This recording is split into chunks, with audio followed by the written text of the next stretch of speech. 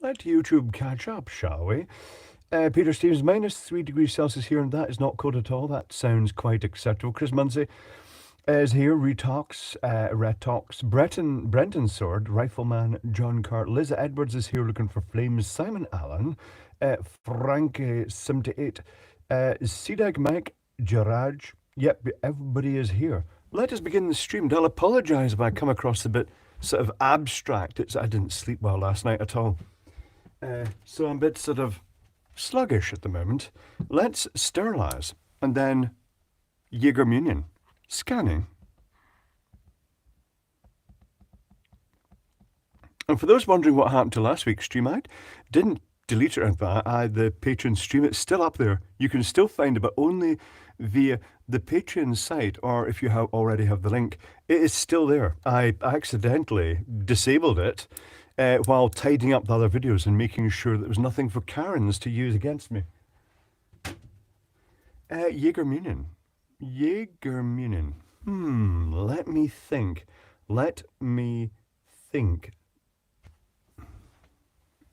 First Jägermunion is unfortunately to Furbear, who is currently in hospital. Not sure the exact situation, but he has been in a ventilator. So hopefully it's not too bad, but we'll find out in the future. To Furbear.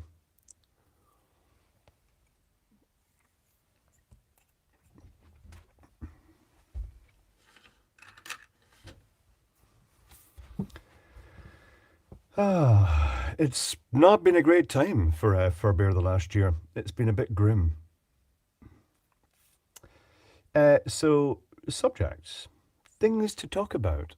Oh, I know what to start. We can talk about the lamps that arrived from a Chinese seller, Chinese manufacturer. Where is one? I shall go and grab one.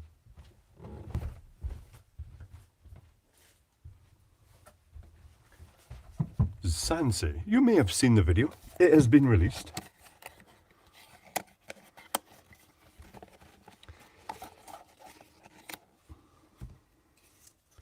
And it's this very, very odd lamp. When I ordered them, they seemed unusually cheap. I immediately ordered some more once I'd made the video when I saw how good they were. And also I ordered some others. So we'll take them apart when they arrive, but this is odd. If you've not seen the video, there's a huge ceramic slab in here with the LEDs mounted directly on it. It's very unusual, very odd construction. Seems to be aimed at the hydroponicsy type industries, I think, but also general use. If you want one of the lamps, go and look up Sansi, and you'll probably find them, but you may have to shop about. I also, at the same time, when I first discovered them, I put a snipe in on a light, and instead of one arriving, two arrived, which is strange because it was quite a ridiculously low price. I'll show you them.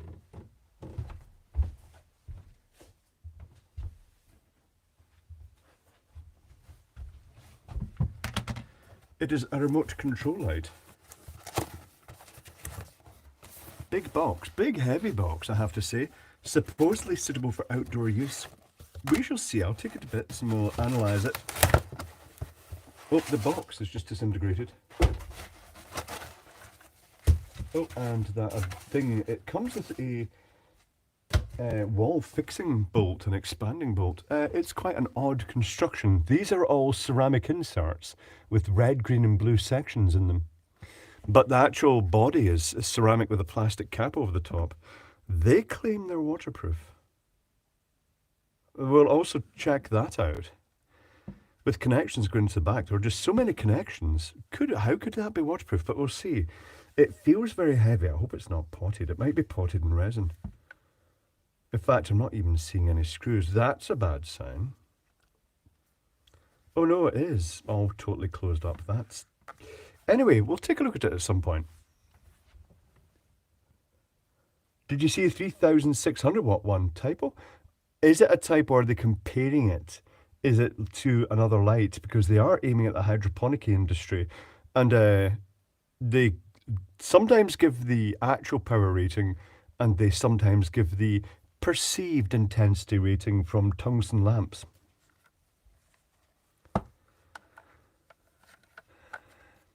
The other one I've ordered has the same little ceramic inserts, but a cluster of them in a circle with just white LEDs.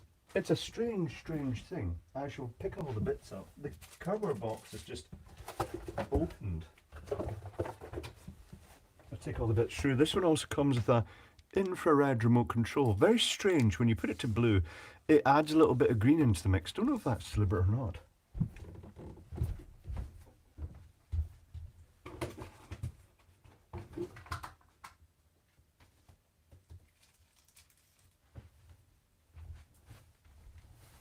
And quite odd that it does come with a concrete wall fixing. This one that as you tighten it like a roll bolt, it expands. Sipping some lovely smoky mezcal. Missing being in Mexico, says Adam P. I don't know if I've ever tried mezcal. Heard of it though. Did you finish circuit board cleaner? What did you do with it, Craig Matthews? It's still in the fridge. I may have some later on today, but I will not be drinking wine. I had a very rough night and following day with that. Greetings, Mick Spanner. Does any of this crap ever go to the e-cycler, Peter Stevens? Some does, but we don't have great recycling facilities in the Isle of Man.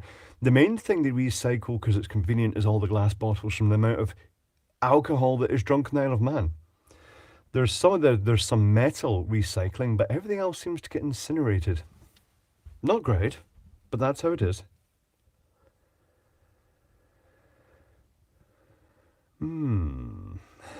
Frank says, getting excited about hydroponic equipment, you could call it hydroporno, indeed. When streaming goes best, stream Lee Donaghy. Maybe during the stream itself, but not after it for me. Bunch of luscious in the Isle of Man. Well, it's often described, DCL, as a rock in the middle of the Irish Sea with lots of drunk people clinging to it. Actually, I heard burning isn't that bad as you think. Strange, Peter Stevens. It does have the electrostatic precipitators and stuff. It's all clean.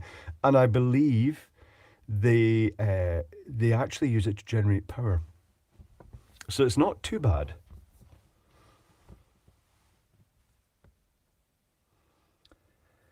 Steve Perry says, IOM 60,000 alcoholics cling to a rocker. There are that many here. All of Ralphie's bottles, that would fill bottle banks. Not just one bottle bank, that would probably fill several. Littlest cordless hot air guns and hot water bottles. Mick Spanner, that's interesting. I will be over next week for a week. Very quick trip. So I'll be going to Aldi and Lidl. How about a toast to train crash in Greece? I was not aware of a train crash in Greece, Craig Matthews, because I don't watch the news. Is your beard covering your vicar's collar? Vicar's collar. What? Not sure. Is that slang? Little is doing a nice tweezer set too. Interesting enough, Mick Spanner. All the Celts drink like fish. Ireland, Scotland, Ireland, they do, Eddie Cullen. We drink a lot. Little did a 20-volt thing this week, yes, the chipmunk. Then I shall go and look for 20-volt things.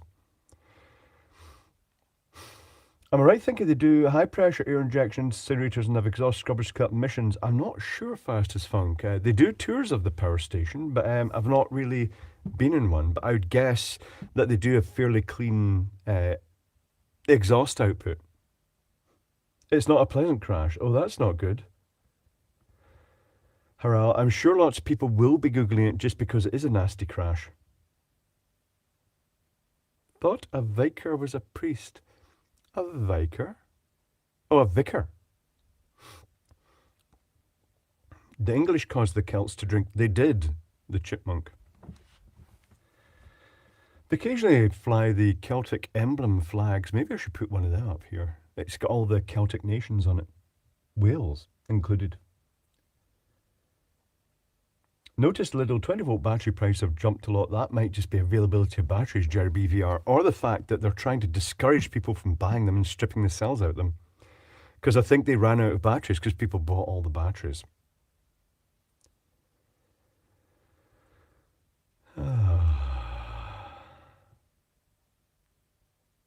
The city of Long Beach burns organic trash and generates electricity, Rifleman. I would have thought organic wouldn't be so great for burning because it tends to be quite moist, does it not? It doesn't necessarily burn so well.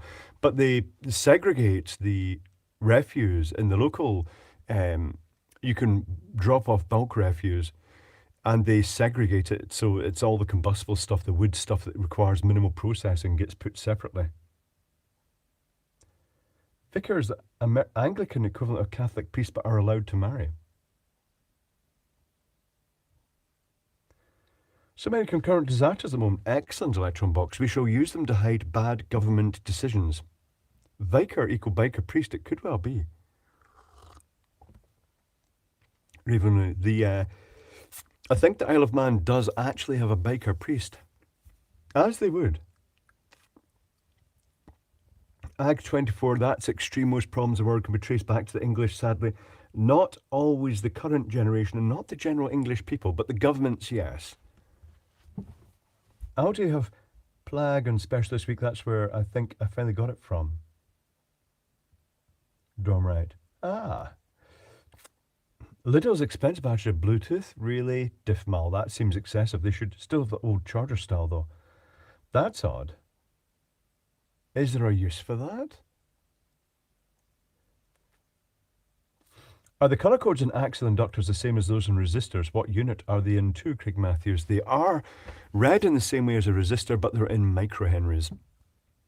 So what would be 10 ohm would actually be 10 microhenries.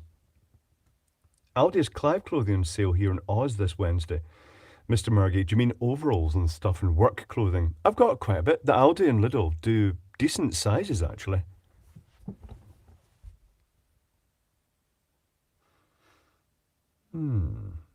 Greetings back to Kansas City, Corgatronics. A little early to start drinking here. Depends if you're at work or not.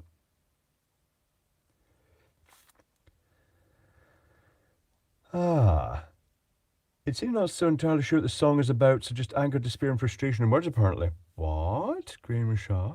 Oh, hold on, Dushan, what's that about?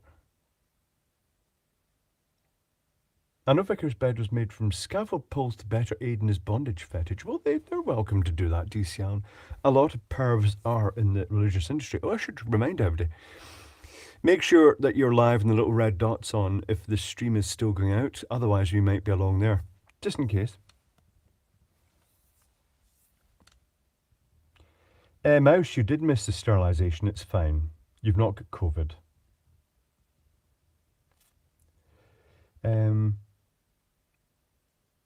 Oh, right, Long Beach's entire recycling programme. That works with big cities, Rifleman. The Isle of Man is not big enough to do proper recycling. All the Karens are going, oh, wow, we should recycle everything. They don't understand what's involved in it. That you can only do so much with the very expensive machine that's used to separate stuff. And then it's down to people staring at conveyors all day long, picking out plastics and things like that, and dealing with all the shit. But Glasgow has it, but I don't know if it's cost effective. It took a while to start off, and unfortunately, in the beginning, because they had to get it established and make sure there was garbage coming in for recycling, in the proper recycling bins, initially they just ended up putting them into the rest of the rubbish, just basically until it was they could justify getting it started. And then the Karens found out and were like, oh, there's no point then, they're just binning it. And got all hysterical. Karens, they don't contribute to society. They are NPCs, destructive NPCs, like politicians and lawyers. Non-pivotal characters in society.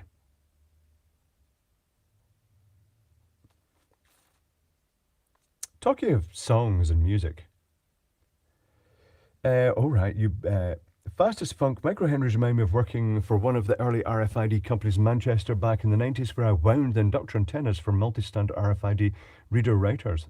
Interesting.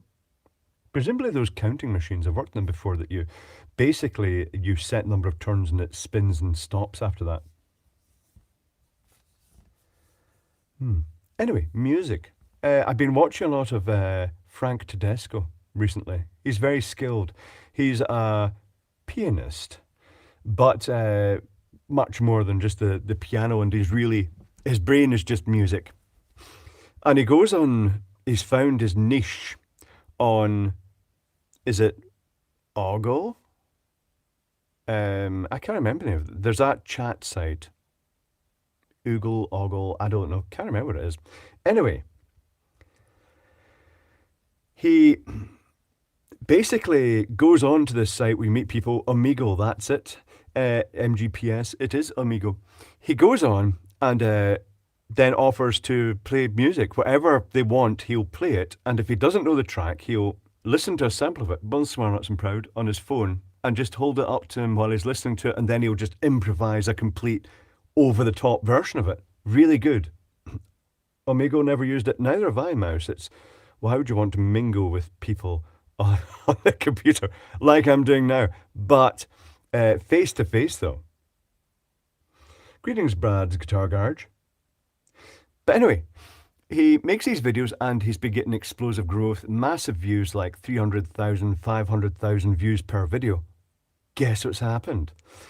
When he pulls his phone up and listens to a little sample of music, the algorithm's been detecting the music, and the more aggressive copyright holders have just been basically saying, you played 7 seconds of our music, and they've taken all the revenue from his videos. So that video that he could have earned $500 up to $1,000 from, they take it all. And he got $5 for all his work. That's not fair.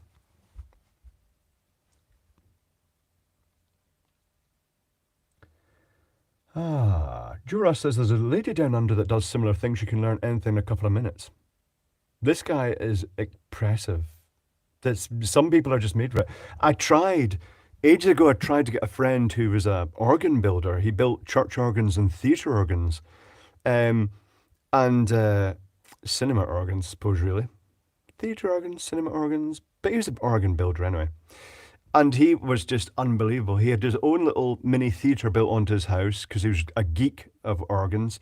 And he had this ridiculous over-the-top organ. It had like 4 keyboards and just banks and banks and banks of stops. It was nothing. It wasn't a standard organ. He got a lot of flack from the perfectionists who said he'd ruined a perfectly good organ. But in reality, he got an original organ that he used to maintain, and he just built it up beyond the realm of belief. And watching him play fluently with playing 4 keyboards at once, with his hands, each hand playing 2 keyboards, and the knee pads, things that you can actually activate with the knee, and the foot pedals at the same time. It was just like, I tried to get him to make videos for YouTube.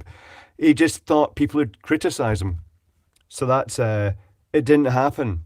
He's gone now, sadly. It would have immortalized him. Greetings, Lone Penguin. It is a quiet stream.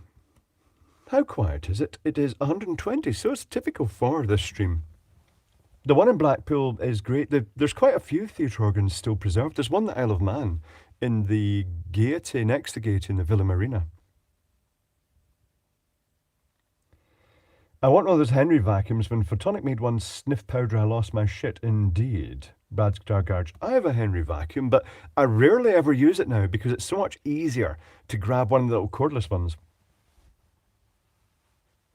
Harsh Chalky, a guy called Jacob Collier is also crazy in music. Worked with Ben Bloomberg on creating a real harmonizer keyboard connected to his voice. I thought Amiga was a porn site, Nuts Proud. Given what people do in it, yes. Also, it's used for grooming, apparently. But obviously, the Karns are saying, well, you know, you mustn't. You've got to censor all this. You've got to automatically detect penises and things like that. How would you even do that? That'd be quite significant software. But apparently, a lot of Amiga is just people, when you go onto it, it's just their dick. Lovely. I don't use Amigo. Every website is a porn site if you use it wrong enough. Indeed, tells the tyrant. I'm pretty sure that Google gets used a lot for that as well. The Tower Ballroom, when its organ came out to the floor, DC Allen on screw lifts. The same one type that are actually used for lifting stages. Basically speaking, one motor and a gearbox that splits 2 ways and then splits 2 ways again to a thread, basically a threaded drive lift, so they all go up perfectly in sync and level.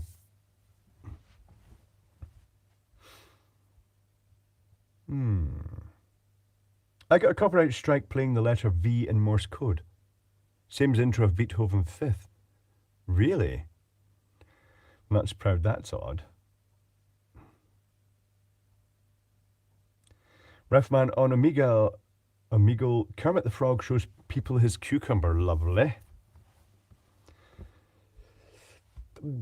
Should children really be allowed in sites like these? Maybe they should have children-only versions, but apparently someone is suing them because they ended up being the sex slave of a pedo or something like that. I don't know. How do you even prevent stuff like that? I think it's down to the parents to stop the kids watching or set an age limit on it. That's the best bet. Henry is a site hoover of choice, nuts, bolts, screws, bits of brick. You don't care, just keep smiling. Indeed, Lee Goodyear. It's a very quiet and powerful vacuum cleaner. After using one at a hotel that I was working on, I was doing electrical stuff, and marvelling at how quiet it was, I bought one. British made. Well, British assembled. Reggie Dixon, I've heard of Reggie Dixon. Steve Perry, the organist.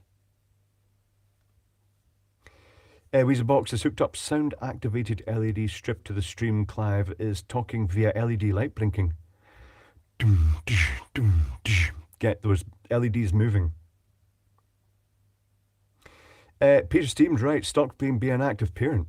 The snag is the parents can lock their kids out of the computer and the kids will just unlock it and lock their parents out. Oh, I think modern kids just have to grow up a wee bit faster. They'll learn a lot faster.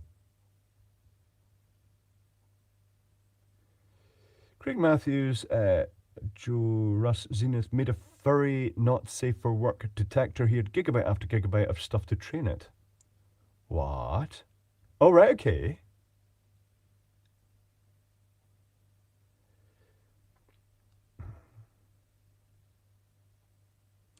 Mr. Murgy said someone had recorded Beethoven Fifth on a synthesizer and claimed, really. I don't know if can they really claim that, but I was only playing one frequency, 800 hertz. That was a false claim, nuts and proud. I mean, if you can just basically just go then that and get a claim, then no, that's just silly. Copyright strike the drum bass. It wouldn't surprise me. There's Scruff Dog, the sex bot, is here. Don't know if you've just arrived, Scruff Dog. Furbear is currently on a ventilator. Things aren't looking great for Furbear at the moment. Look at Anna Lockwood, organist at the Royal Albert Hall. Did that turn up recently, Talking Effects, that she actually played the organ in the background of a dance track on a video? I think that showed up yesterday in the feed. Because if there's copyright in the Bible, is there, Giraj? It's God that owns the Bible.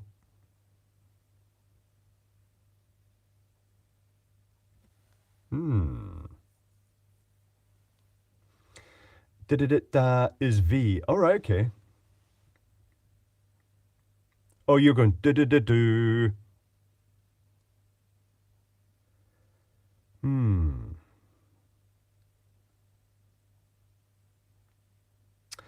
Oh shit, Furbear, what is it? Unfortunately, Bad's Guitar Garage, he's mentioned it in previous streams, he has lymphatic cancer. And he's been on chemotherapy, but so that's not great. I'm not sure how he's doing, but it's been going on for a while. Let me know if he responds, Scruff Dog, if he's back with us, because they had him on the ventilator.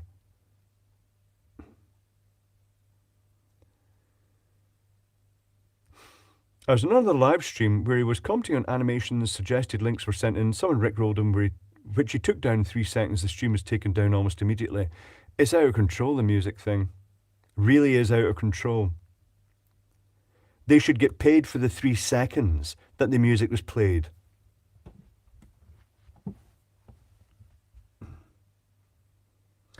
I don't necessarily have a means to communicate with Furbear.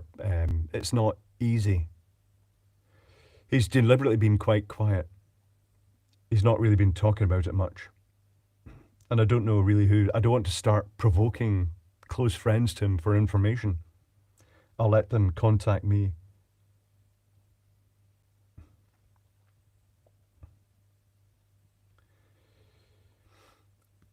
How'd you get the LED art app to flip between text and time like your sign, Mr. Margee?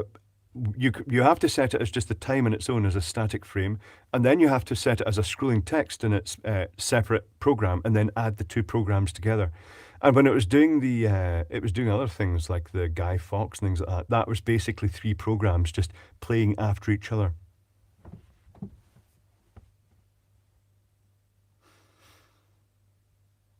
I thought 30 seconds was allowed as fair use. It seems like the rules are just not as clear as they could be, Steve Perry. The music industry has just been cash grabbing really hard, and it means that people who have put hours of work into videos, recording like an hour long video, if a bit of music is caught in the background, if they're in a venue that has background music, the entire revenue from their video can be taken by whoever owns the rights to that background music that they didn't even want in the first place. It's not great. It's Liz Edwards. It is Woofle time. Time flies when you're having fun. Topping up with lavender Woofle liquid.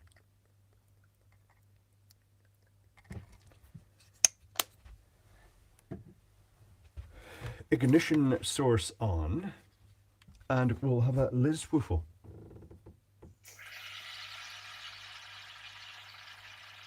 Woofling. Fiery.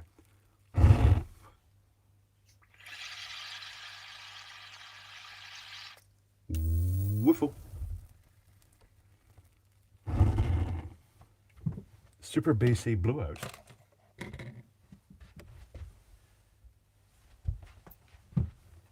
Something broken arrived today. That's not so great. It wasn't supposed to be broken. I'll show you it.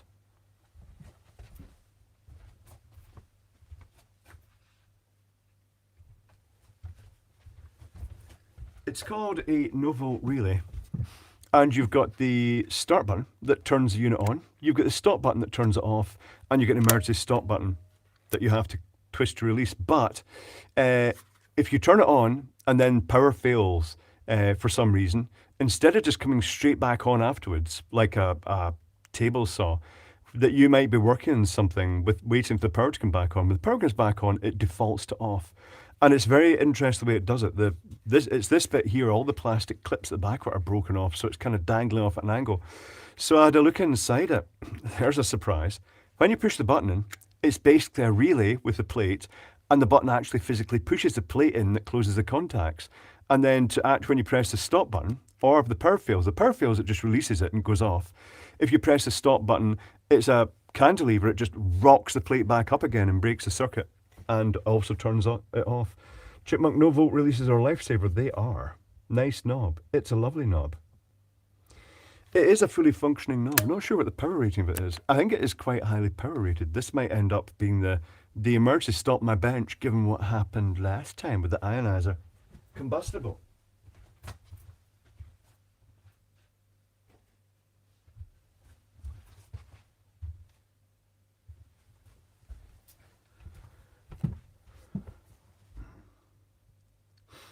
Jerry BVR, Paul Davis' Dutch guitar composer got claimed by someone who stole his original music. This has been happening with people who make compilations, and they include video game music in their compilation, and then they sign up with a copyright company that then starts claiming all the people that use that video game music in their videos and taking the money off them. YouTube needs to get this done. YouTube needs to clamp down that. They really need to do something about that. It's killing music on the internet. Numi self-destruct button, yeah, that's when you turn it on with those ionizers. Self-destruct ionizers. That is standard motor starters, Clive. It is indeed. And the automatic brakes, I've worked on a couple of them in the past. Some of them used to get smashed accidentally hardwired at the factories I worked at. Yes, Brad's Guitar Garage. Yes, lots of safety circuits get overridden because they order the component, but then they never get around to fitting it. There's so much stuff with the safeties bypassed, or just because it got in the way, or maybe the person operating the machine didn't want to lose money, or they were in price work, and they bypassed it. On the other hand, it's got other uses. I've cut the wire to emergency stops on things like cherry pickers when we've had problems with them, people entering the area it's stored in and trying to start it. And I've put a bullet crimp in it so that when we go away for the weekend or even the evening, before locking it up, I'll just pull the bullet crimp and it kills the whole circuit in it completely.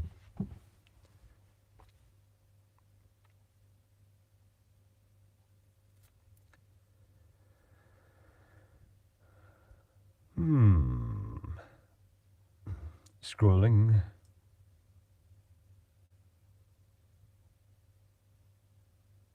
First rule of amateur radio safety is to have your whole shack bench an easily identifiable single isolation switch. It's a good idea to have that in your bench. I don't mouse. It is a good idea to have an emergency stop button. But Disney is blocking reviewers from showing the trailer for Peter Pan and Wendy because the critics hated it. Really, Jerry BVR? That's not great. Also, Tattooers had problems with music being flagged. It's part of the reason you guys saw the clips I uploaded from the Tattoo. I wanted to make a big master compilation of clips, but music sections of that got the video flagged and money claimed for basically electro pipes in it. The one track was the one prominent one. The bit I wanted to show because it was most interesting keeps getting claimed, so that's not so great.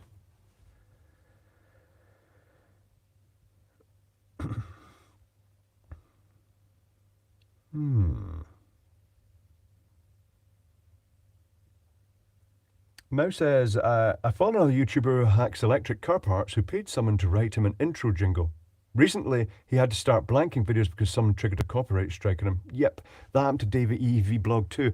Dave had some music generator system that was created copyright-free music or a resource of it, and then someone started making false claims and started demonetizing a lot of his videos. Well, not demonetizing them, taking the money off them.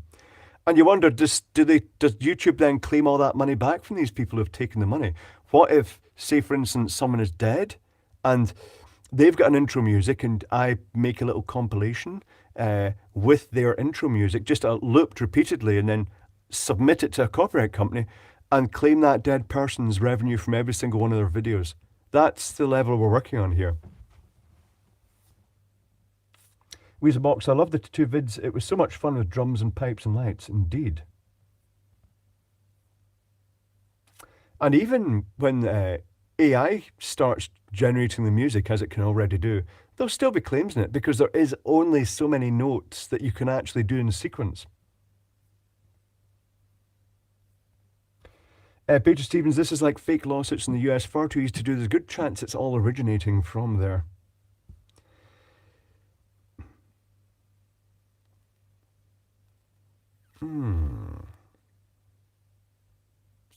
But this smacks also in the past, the internet. People used PhotoBucket for hosting the pictures. And they allowed a small number to be hosted free, but then they offered a subscription service for larger numbers of pictures. But people basically hosted them free for small websites, really old websites that were still in existence. And unfortunately, and I still use it for hosting the picture on my website. I really should change that because they're all watermarked now. I didn't use anywhere near the limit that you had to pay, but I decided, well, I'm going to pay them anyway. I'm going to actually take out a little subscription to this because I appreciate the service, even though I don't need to take out that subscription. And they got a new director, and they basically just cancelled all the previous ones and started extorting massive amounts of money from people. And all the eBay listings that were using those pictures hosted there, suddenly all their listing pictures disappeared, and they got a warning saying, you know, pay us like thousands of pounds or we won't show your pictures again. Basically held people at knife point. That passed by, but because they'd cancelled all the subscriptions, everything's watermarked. Grim. They took all the pictures down on my website for a while doing that. Weezabox, I remember that happened. Yes, it was annoying, very annoying. So I just don't use music in my videos at all. I'm still waiting on copyright claim and the shitty pink USB charger and so much YouTube, no time for sleep. It's guaranteed that somebody will claim it at some point. That's just how it is. Don't use music in your videos. Don't use any music. No background music, no intro, no outro, no music. That's all I can say.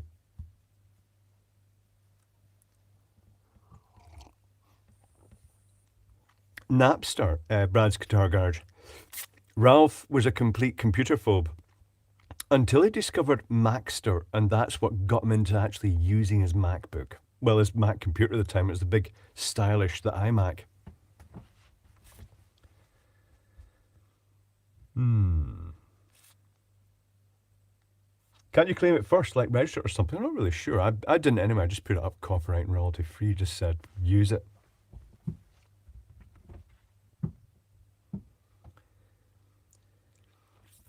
You can defeat watermark easily. Click an image and you get a WebM image sans watermark. All right, okay.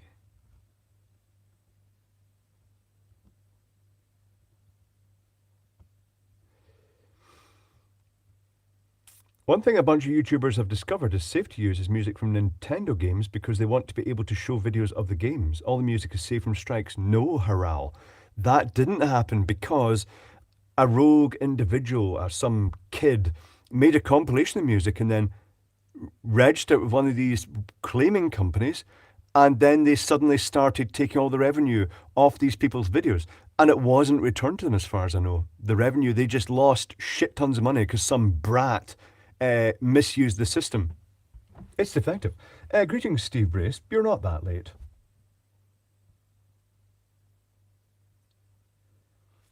Did Nintendo slam down the kid who did that? Good. And don't even sing. Maybe I'll just sing and not make any music. Next, another fucked fender. Brad's Guitar Garage. That's what keeps you in business, Brad.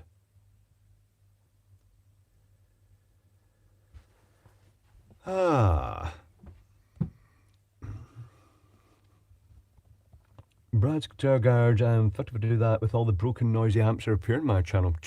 I suppose if you play music directly through them to demonstrate them, it's not so bad. Although having said that, I've had a video flagged, and it was because it was this crescendo sound. It was just ages ago for fun. I put on a snippet of music, and it was just an orchestral crescendo from,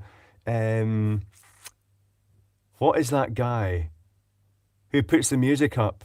One of the most prolific contributors of free music on the internet. Incompetech.com. And it was a rising crescendo, and it got claimed, and what it was? I was just basically had the camera mounted in the cherry picker, was rising through trees, and there was this crescendo of you rising above the trees because it looked like a movie shot. And it got claimed for being copyright property of an engine starting on an aeroplane. So basically white noise. Oh, talking about copyright and 50 hertz hum. And 60 hertz, Brad. And also 100 and 120 hertz as well. Maybe I actually get 30 kilohertz in there as well. Copyright all the frequencies. Kevin MacLeod indeed. Is it Toon 512? Twan? Toon? Not sure. Tone. Mongolian throat singing. I'm not even sure what that is, MGPS. It sounds awful. Huge, dramatic, operatic sweeps. But the answer is don't put music on it.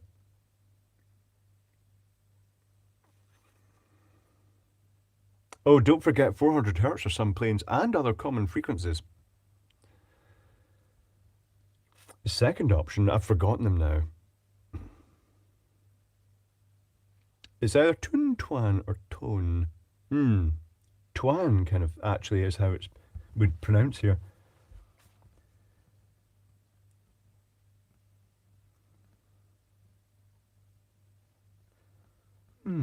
I'll show you the ceramic block out of that light for those who haven't seen the video yet.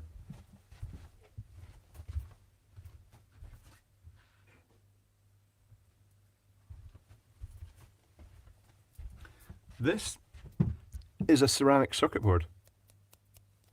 presumably aluminous ceramic with the LEDs and the circuitry on it. And I reckon that the tracks have been put on with a laser sintering directly into the surface of metallic tracks.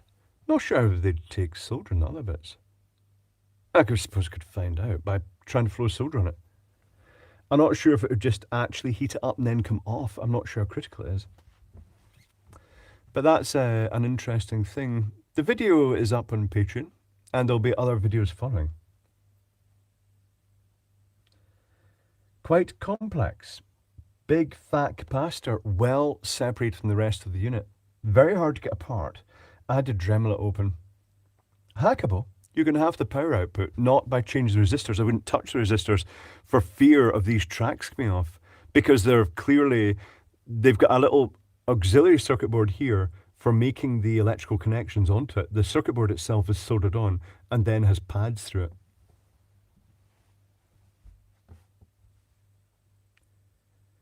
There's a standard board frame that can filter out 400 Hz tone from audio equipment on aircraft, Ralphman. You'd have thought a notch filter would do, but there must be more to it than that. It can't be pure 400 Hz if they can't filter that out.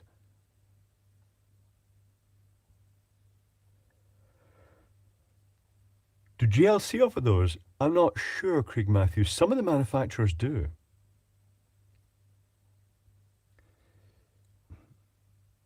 Software IP is just ridiculous as YouTube copyright claims. What comes to mind, Albanana, is your mouse. As you move your mouse over text, it OR-gates? Is it exclusive OR? It exclusive ORs it against the background so that it provides the contrast. Maybe that's why when I'm scrolling it now, when I go over things, it just highlights them and it doesn't actually try and show over them. Silly stuff. Just really holds progress back. How about reverse engineering resistance block, doing it as a 3D printing PCB? I've considered that, Steve Perry. Maybe even just two sandwiched PCBs. But it's the fact that you'd need ball bearings in it to actually click round. But that's viable.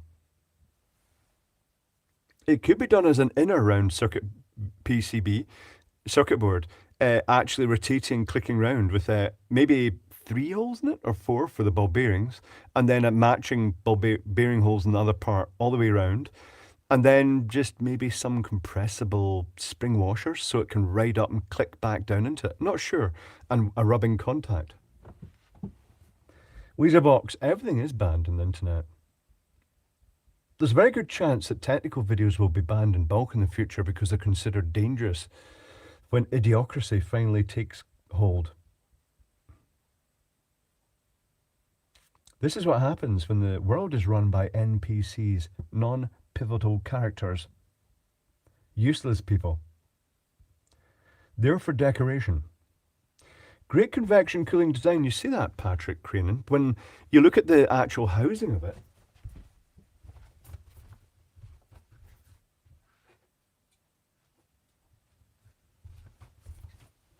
there's loads of ventilation. There's a central hole, and when this cover goes over it, like this, it protects the LEDs themselves. They're in their own void, but there is ventilation hole. And then the back of the light has just tons of ventilation. It's like covered in ventilation slots.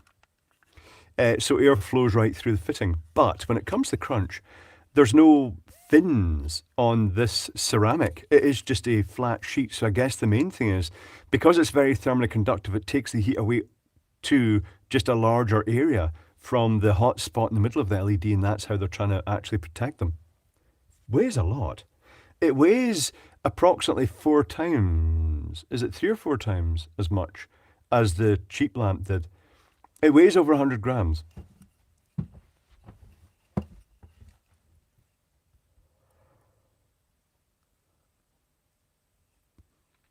Spoiler, I've not watched that video yet. Sorry, Graham Shaw, but you'll like the video. I reverse engineer, I draw the circuitry and show the other features that are interesting.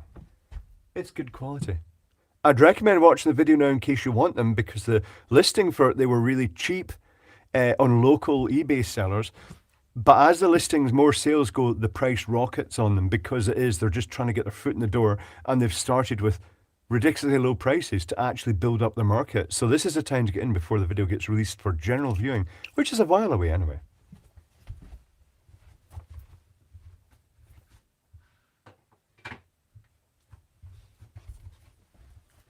I am so far ahead with videos, it's ridiculous. That's going to be covered in dust in no time, Lee Goodyear. It's going to be full of fluff indeed. That's why if I was using something like that, you might just blow it out with a vacuum it or blow it out with a duster every so often. Patrick Crane, going to order a few of those lamps. Better do it soon.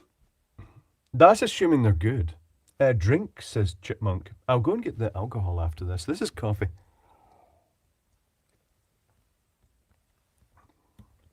It's going to be cranberry and carbonated moonshine, and contrary to what I said in the video, this is not real moonshine.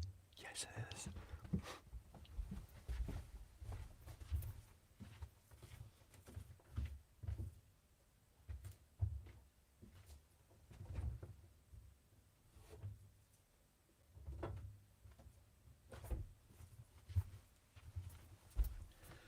Carbonated, not real moonshine. Co-op cranberry juice. Well, reconstituted cranberry. Is this why you have earbuds in? What? Earbuds? Make use of the air mattress pump weasel box. It's all gone very weird, random. What? I was not encouraging you to drink. Oh, you are. Let's get this open. Let's see if I can spray cranberry everywhere. Oh, there we go. It's got a little rocky flap version of it. Right here. Is it going to have any CO2 left? Oh yeah. It's got lots of CO2 left. Cranberry shine. Only half a shot of this because, oh, look at it fizzing up already. Only half a shot of this because I'm going to need more shot glasses. I'll have to get some when I'm in Glasgow probably. Is it just going to fizz as soon as it goes into the cup? Yes, it instantly fizzes. It looks like it's some active component. It looks like it's boiling. It took a lot of carbon dioxide. For those who haven't seen that video, yeah, that's worth watching as well. The taste test did not go well. Putting carbonated solvent in your mouth isn't a good thing. Counting down the hours till it's brewery time tonight. Of course, it's in the morning, isn't it, for you? How many hours do you spend in your shop, Brad? Is it an 8-hour day? Is it more? Or is it just depending on your workload? The cranberry has been fortified. Surprised you're drinking that all based on the reaction in the video. Yeah, that's Blair Scootin. That's when it was full strength. I wouldn't want to drink it directly now. It is just 40% vodka is strong, so 70% vodka effectively is stronger. Potent, unpleasant, burns. Probably not good for you. Just found a plastic stationery ruler being used as an insulator sheet in an amp. Oh, right, okay. Reasonable enough, Brad's Guitar Garage. I wonder if you can get fish paper online. Was that acting or did you really spit it out? I had no desire to keep it in the mouth at all, Craig Matthews. It wasn't really acting. I had a prediction that it was going to be like that, and it was instant sensation of unpleasantness.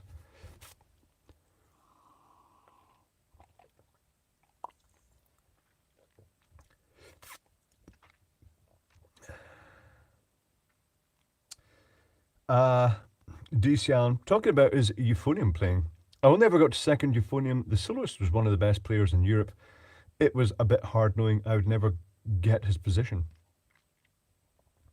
About 10 to 12 hours work, then 2-hour paperwork on average. That's quite a long day. That's the peril of being self-employed. At least you are self-employed.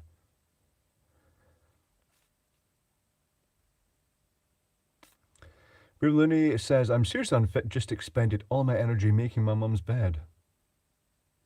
Need to walk more. 140 proof, that's very bad for you. It is, Rifleman. I wouldn't want to drink it neat. That would be drinking solvent. Things like that should be diluted with fruit to make them healthy.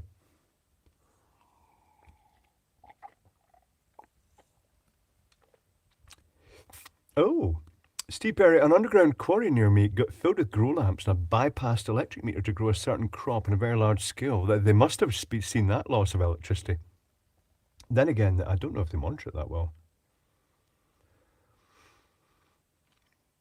Fact, I'm unemployable now. All bosses are... Yes, Brod's Guitar Garage. All bosses are CUNTS. That's true. That's why they're bosses and not working. Ralphie, now talking about the musicians and stuff like that, Ralph used to play violin in the Scottish Youth Orchestra. He probably doesn't mention that much.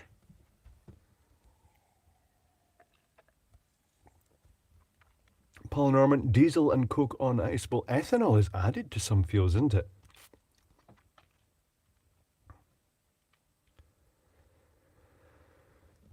Haral was in the hospital earlier and they had a poster up suggesting a limit of 14 units of alcohol. Apparently that's per week, not per drink. When did that happen? They just chose an arbitrary figure in the UK. There was no scientific logic. They just decided, well, I think 2 units a day is enough for you. No more than 2 units a day. I don't know if I drink anywhere near that. I don't drink every night. Chipmunk guy himself play for the same reason, indeed. As am I. Does Ralphie still play? Thankfully not, Simon Allen.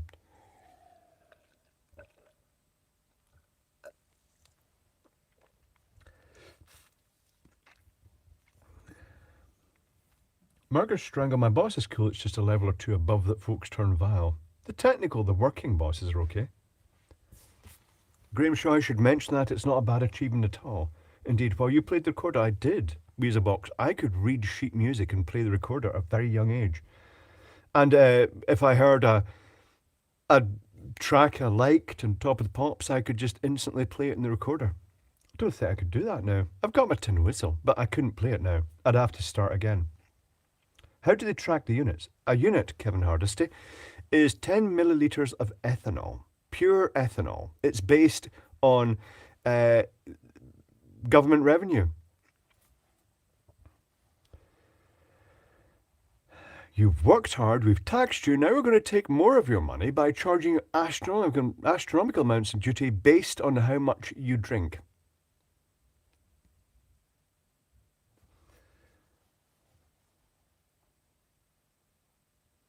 I lead a team. I try to be as well as possible. Blair Scootin, that's good.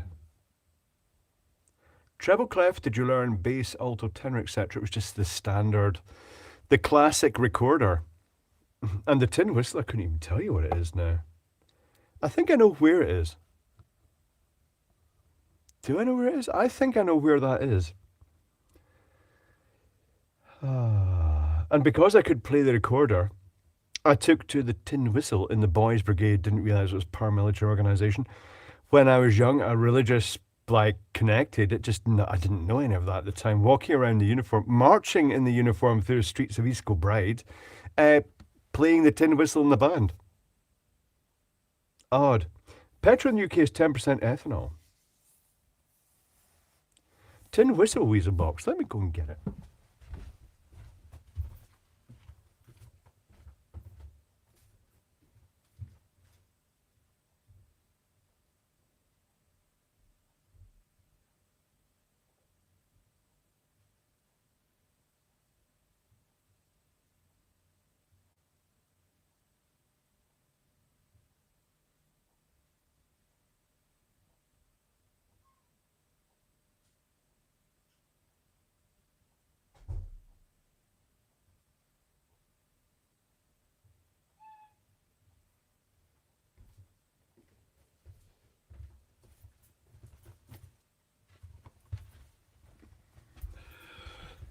Fee-dog, Irish whistle D. Showing slight hints of tarnishing on the surface. I really, honestly, wouldn't be able to play this now. What's the lowest note it goes? Oh, that's not bad. What's the highest note it goes? Yeah, it'd take a bit of getting used to this again. That's a tin whistle. It's a very, very rudimentary instrument. Notably different from the recorder because it doesn't have the pitch shift hole underneath it. Odd. Copyright strike, it is Electron Box. I'm sure it will for just playing one note. Horrid Noise, it is Mouse, but when played properly, it's fine. But there's a huge variation in the quality of weapons. Play the Mandalorian theme song? No. Three Blind Mice? I could have played Three Blind Mice in the past. And My Little Attic Room and all the other ones in the music book. Also called a penny whistle. It is also called a penny whistle, but it doesn't cost a penny these days. I don't know how much they cost these days. I don't think they're terribly expensive. Hold on, I'm just going to go and type into eBay and see if Feed Dog's still available. Feed Dog. Irish whistle. See, made in Ireland. £8. Oh, pre-owned. Ugh, no, don't want that. I want a new one. Oh, Feed Dog Brass Heidi. Tin from Hobgob. Brand new, £6 plus £2 postage. It's really not an expensive instrument, is it? You're talking less than a tenner for one of these. Oh, there's a Feed Dog Brass D. Is it brass? Is it really brass? Magnet. No, it's not sticking to the magnet. It may well be brass. But you get the Pro nickel one. Heavier nickel plate, solid tone, that could be a big factor. Whistles are really complicated, loads of theory behind them. Toman is the site for musical instruments, Diffmal. What I'm tempted, if I eventually clear this bit out here, this room, is to get a soundproof cabin in. Although I'm in a bungalow, I don't like the idea of really fucking letting rip with singing because the neighbours would hear me. I just don't want to do that. Privacy. And that will probably come from Toman. Toman is a supply company in Germany for musical instruments, lights, everything to do with the entertainment industry, really. Fog fluids.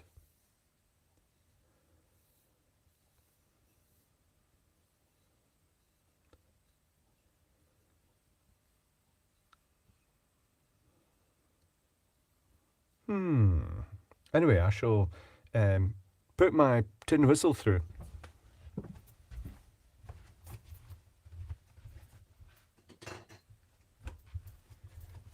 Ah, yes, waiting for the doors of the Boys Brigade to open. It was in an old church, that should be a clue.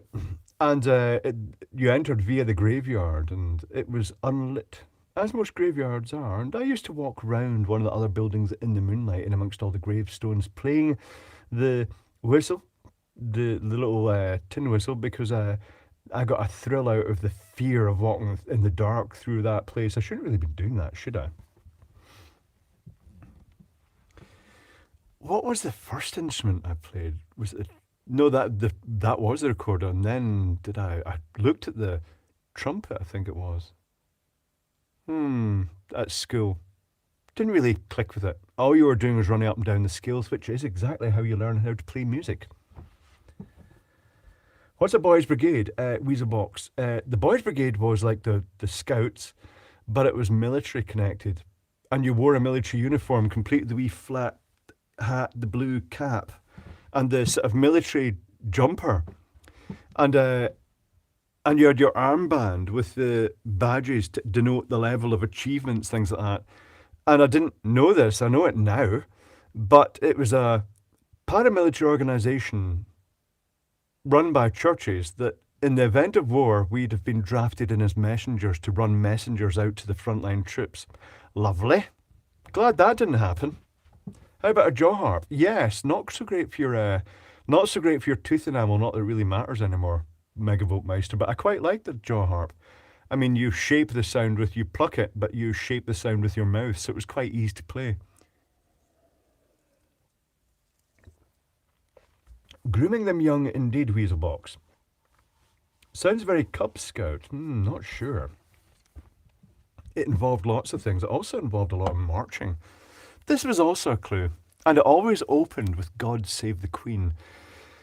Played in a very squeaky piano with one of the pedals squeaked loudly, and we would just keep sniggering all the way through it. How contemptuous of Her Majesty the Queen. Still have a jaw harp, says Megavolt Maestro. I don't know what happened to it. My dad had a few jaw harps.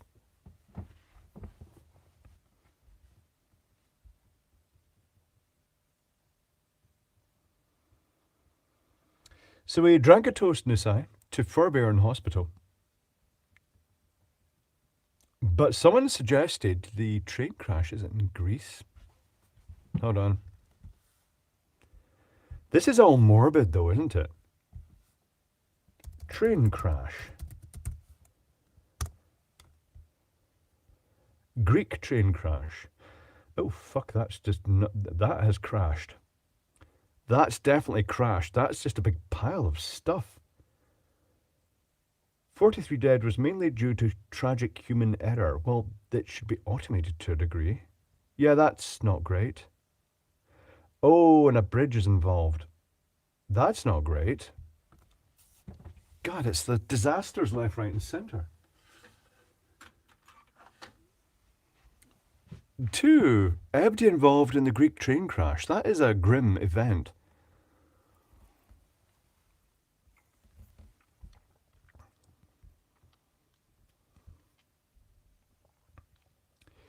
It was my mum who taught me the recorder at home.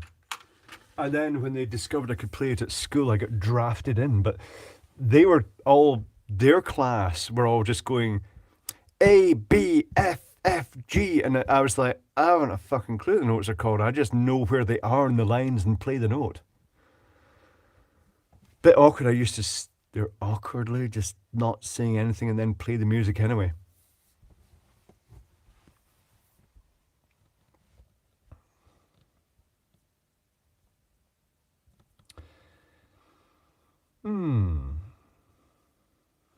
Nuts Proud I was in the Nautical Training Corps, Navy Cadets.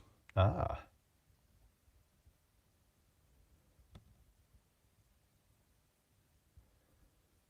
Didn't they force you to learn in school? No. My whole school had to learn. No, that's forcing people to learn things isn't the way to do it, Craig Matthews. They should take it up naturally.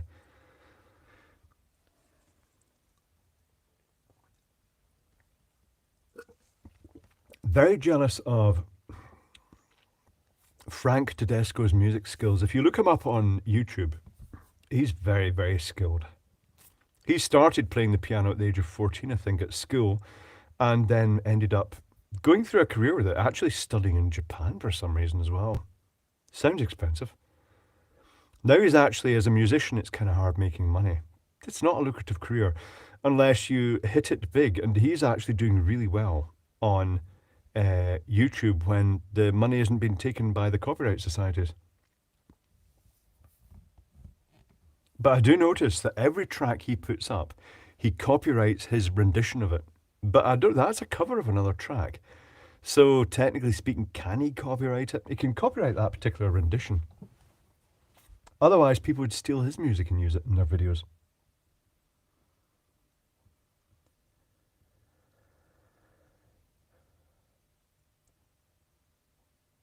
DCL at Harris Chop. Mum came to London for a weekend and we had ice cream in Harrods while my dad was working overtime down the mine. Glamorous. Scouting was fun though, Eddie Munster says. Indeed.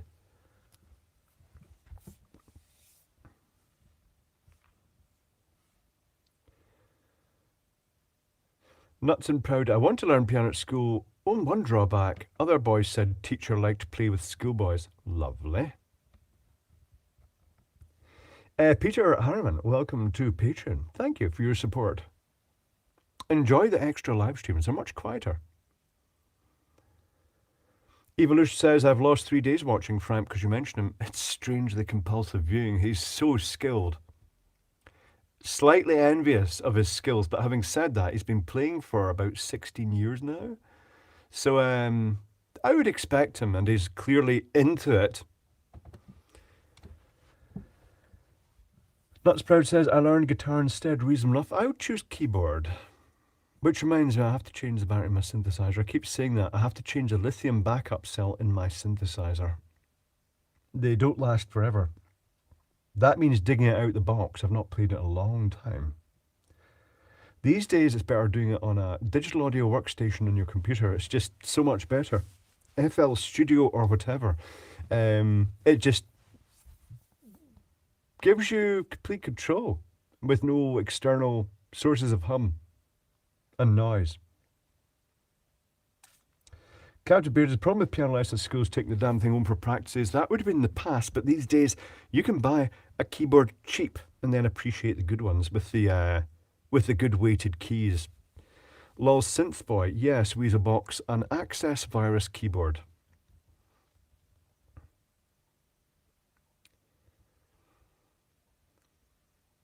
DCL, we spent more than he made on 2 ice creams. That's grim. How are the kitties? Kitties are fine, Kevin Hardesty. Little Hutchie was in recently. Getting her fresh new catnip and getting snacks. Nuts Proud says, I got a synth. Good call. Have you heard Look Mum No Computer has been doing the Vivaldi and stuff like that? It's pretty good.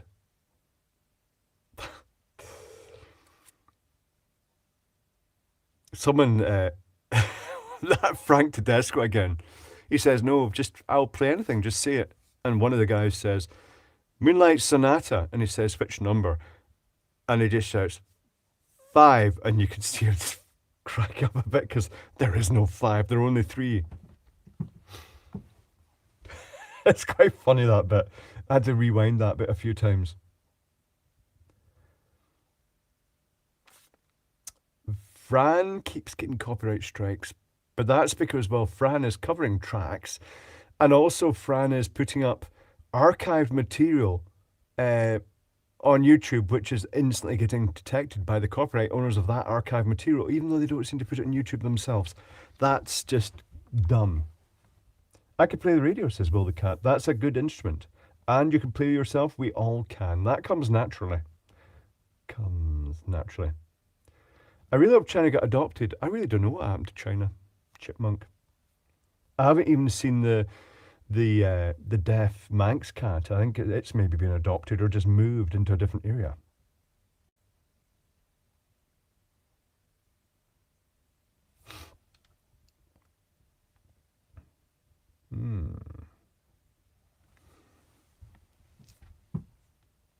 Wait till he sneezes, says DCN. What? I can't play anything else. Even cards, Will the Cat. One always needs a pack of cards. Frank got copyright strike for The Sound of Wind. Sony has the copyright for Wind. What? Is that the white noise copyright again? Sony are a bunch of knuts. Mighty Car Mod's got a copyright strike for music they wrote themselves. Yep, Neil McLaren. There's a limited number of notes.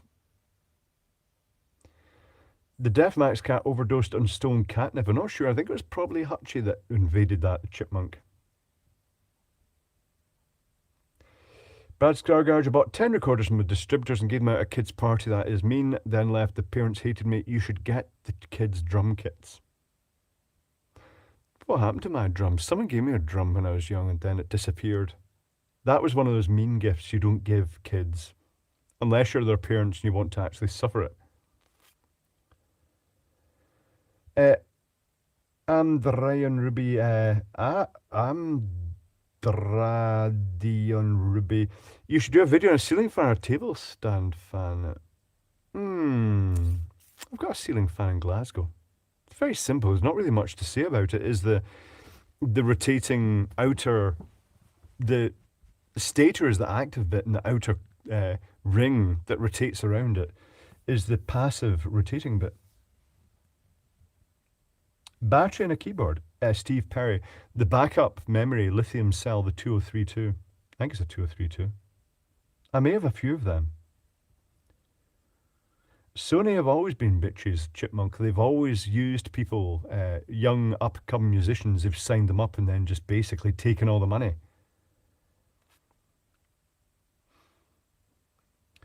Graveshaw, Fran is on a mission to get as many copyright strikes one can get before getting booted off. Possibly.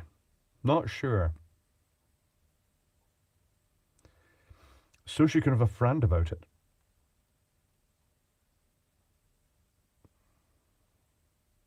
The Sound of Window was an intro for an info reel she put up, and it was immediately struck as Sony putting a copyright claim. That is ridiculous, Eddie Munster.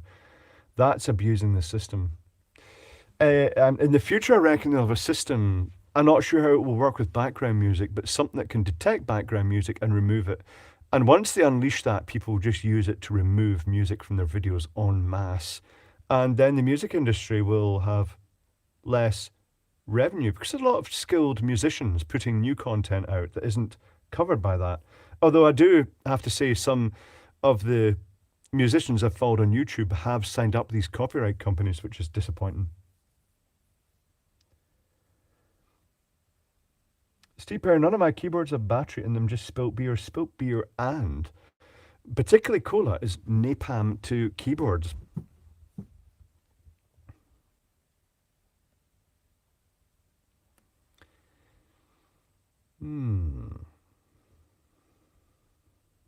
The good news for Captain Beard and the others, the Radio Ham Brigade, that ceramic lamp that I just showed is going to be low noise. The bad news is that, well, good news and bad news, you'll get a pop every so often from the new Candy Floss machine, the pink one, but the other one, the cheapy, more non-compliant one, controls a 1 kilowatt heat element with an unfiltered, cheap, shitty phase angle control dimmer. So it's basically going to just swamp all your radio frequencies out in a wall of noise. AM is going to disappear while cotton candy is being made.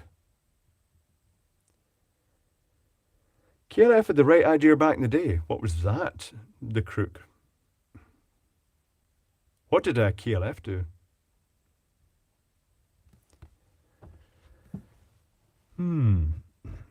Cotton Candy AM Jammer Weezer Box, yes. Red Ring killed the keyboard on my old laptop, C-Deck mic, yeah. Luckily, an external keyboard can still be used. C-Deck mic, depending on the type of laptop, you may find, if it's an old PC type laptop, you may find you can actually get a new keyboard from it and it's just clips on top that you just push back and then hinge the keyboard up, unplug it from its ribbon cable, put a new one in and clip it down.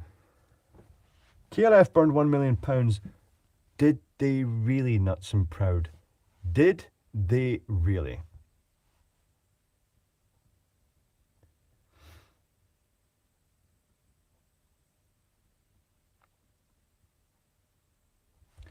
He's justified and he's ancient and he drives an ice cream van. Yes, indeed.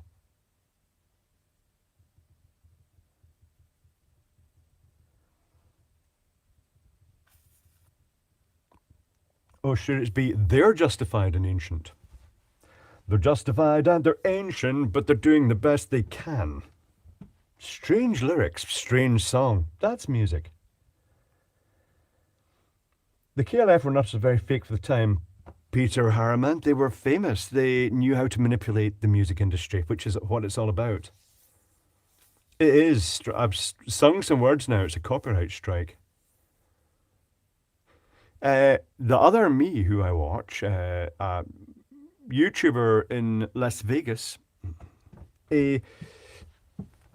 probably about the same age as me. He's a plumber that at the weekends, well, during the week as well, he goes into Fremont Street and just basically streams live from Fremont Street. Most of his videos get deleted afterwards because he can see the copyright strikes popping up in real time because you can't avoid music. And it's a shame because it's a good... The music is the background to what's actually happening, but it all gets removed. Graham Sean burned $1 million. I think that was theatre. There are ways to burn money where you don't really burn money. Let me go and get a huge, massive wad. Actually, where is it? Of money. Let me just see if I can find that, if I can even get access to it. One moment.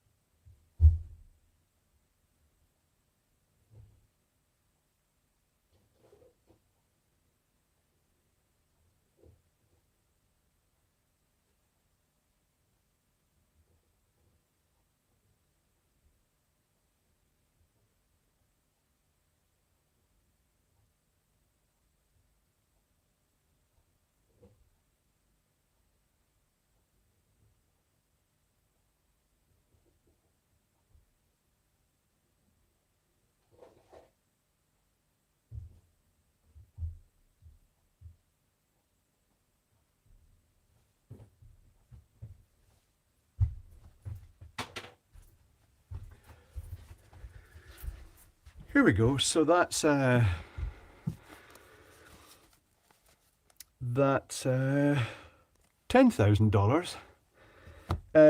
That's another $10,000. Oh, these are just 20 bills. Oh, that's no good.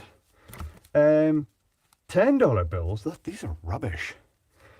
But you're not really going to lose much if you burn these, because apart from the fact that it's just paper inside, but with a printed note in the back that says, hold on, let me just pull one of the notes out.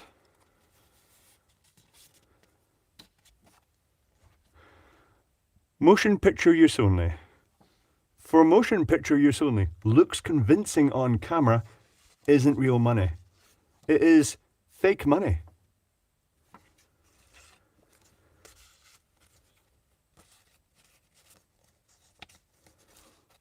This was from a film. What film was this? What film was this? Was it The Punisher? Not sure. Can't remember.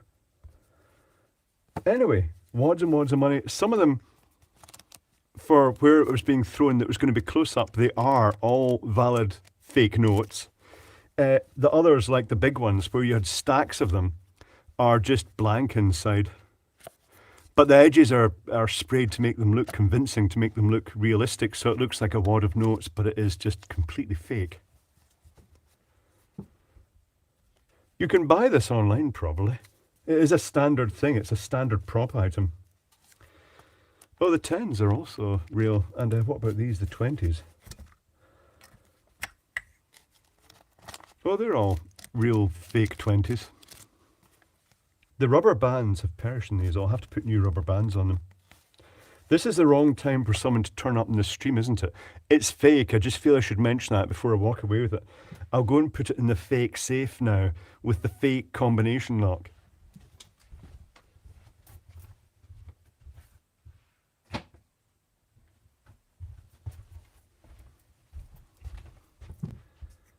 You can buy real forgeries on. Yes, you can. Yes, you can. Does that mean you can spend it most pictures? Yes, Peter Harmon. If you're in the movie, you can buy things with it. How many films have I worked on? I've worked on the props in the background, but not what I'd call... I haven't worked on many on set on the films, but I've worked in the... making the props for them. But I have worked on films. Nothing really major, though. Not those ones. You should pay your TV lads that. I should.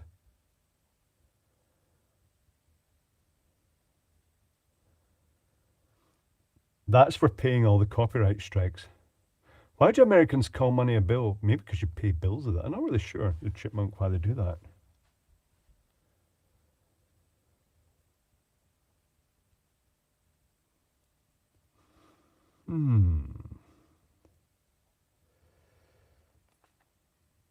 Cat to Beardy, I passed all the techie questions but failed all the license questions. Ah, there's always... Now you know what they're going to be next time, though.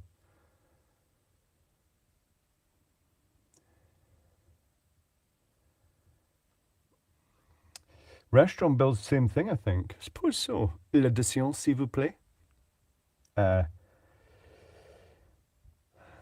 That is not going to be understood by everybody. It'll be understood by Nuts and Proud.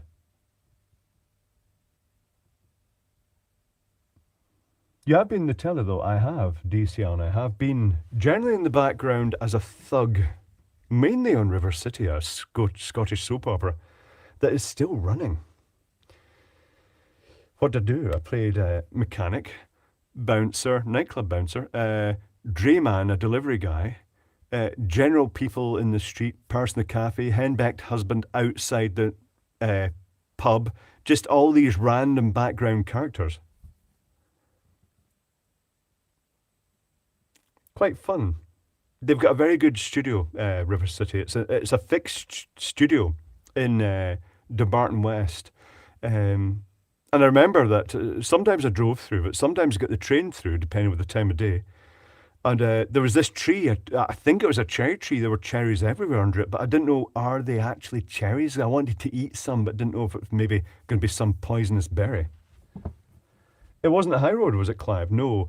I've been in Taggart, Rebus, uh, Sea of Souls, oh shit tons, the Karen Dunbar show, um, and just loads of just random films that some of which never made it to the big time, some which absolutely got slated by the critics. Man to Man got slated by the critics. I had two roles in that. It was a based in the Victorian era, I guess, where it was basically a pygmy was being exploited, who's going to be cut up and used for medical research, and he escapes, and it was bizarre. Dumbarton Central. Is it Dumbarton Central? I thought it was West Dumbarton. Eddie Munster. Can't remember. Maybe it is Dumbarton Central. It's a long time ago. But their studios are very good. I can't see you being henpecked. It was all done silently, Lee Goodair. I would be, like, for that particular scene, I was standing outside the pub, holding my phone up, but the phone was off, just pretending. Everything's done silently because they don't want to pick your sound up for the other thing. Then the pub door, when you see people go into the pub in River City, they go in and you see them walk to the side and they're just standing there. There's nothing in there. You just stand to the side, out of sight. Like, right, imagine I'm coming in, right? So I'm going in and you just basically, you're out of sight, and then it cuts to the inside, which is actually in a studio, where it's a studio set of the pub, and it shows them walking in the door. It's just how they do that. So my wife was just another random extra who was in, and her role was just to, like, Timmy, and then I'd be like, and then hang up and then run after her, but all has to be done silently. I hope they didn't lip read. Because in the things like the cafe scenes, you're just filling in the background the cafe and maybe sitting at the table, drinking from empty cups. You're talking silently because the main characters are doing their lines, and by speaking silently, it means that they can then add the sound in a controlled level in the background afterwards of a pub type environment, complete with the clanking of cups and things like that.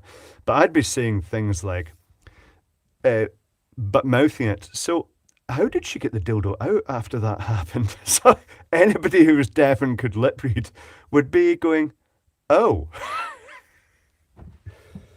It's not rhubarb. It's not. You actually have conversations, but just talk shit. I quite enjoyed it.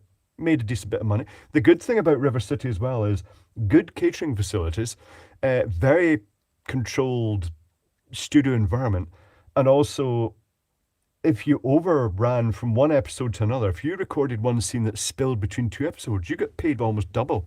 It was good. That's also where I went for a photo shoot, because they had, one of the storylines was one of the characters gets outed because his picture gets seen in a nightclub magazine, and it's a gay bar he's in.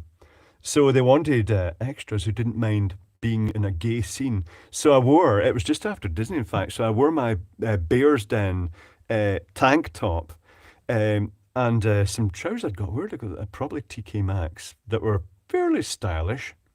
And again, we went to a local pub which had a dancing stage and the lights and stuff like that. And they said, we're just going to take you there. And it was the usual thing. It was a photo, but they wanted movement. So like, it was like going like that in the background, just so there's a bit of camera blur. No music or anything like that. So we had to go through this. Each time they framed a shot, we had to like be dancing about. And then all these people were coming in and watching us because it was lunchtime and the pub served pub lunches. So we're all dressed up like we're a gay bar and dancing silently. It was like really strange. That's okay.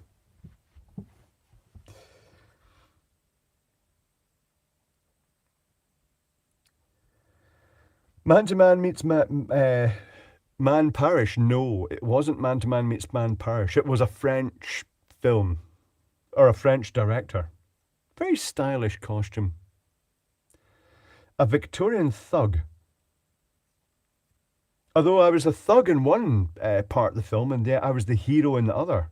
That's where they set my hand on fire. That was more amusing than anything else. In a graveyard.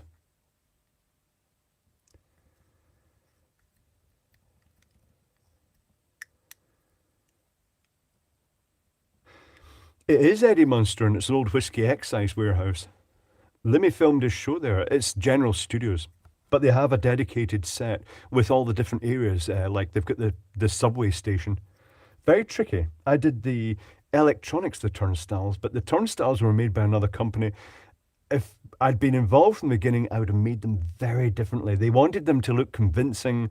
The way they did it meant it was impossible to walk through it and have it automatically level up without making noise. I'd have put a motor on it with a switch into a cam, so that when you walked through it, it went through silently, but it would wind round to the next one and stop.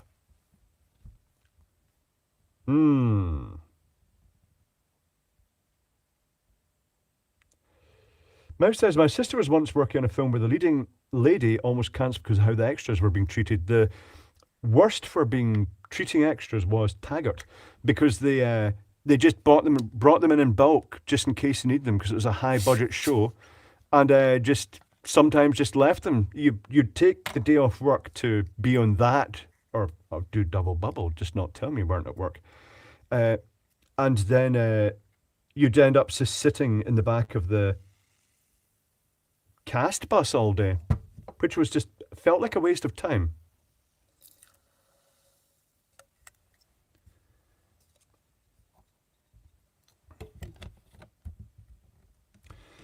Nisai says, I made an animated GIF for the Moonshine Taste. I want to post in Technical Families Out Loud. Yes, it is. You can post it if you want. It will give something for them to look forward to in the future when it gets released. I should scroll down and see what's being said at the moment. Heard the same about Casualty, yes. Big budget, let's just throw extras everywhere. Other productions were much better, much more personal.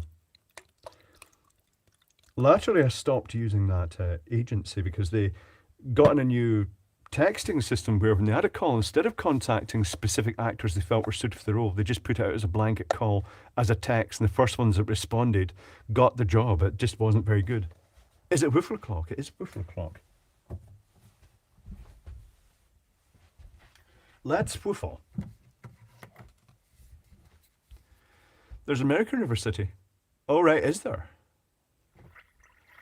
That's interesting. Woofle.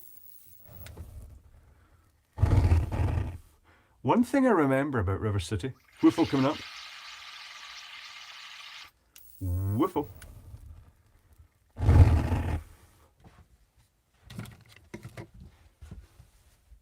Is that for a while there was an ice cream van in the set full of all the sweets, candy, including like sherbet fountains. But because it was just there sitting with all the stuff on display and it was closed up and a bit damp inside, when you looked through the window, the thing was all covered in mold. All the sweets inside were literally green with mold. It was disgusting.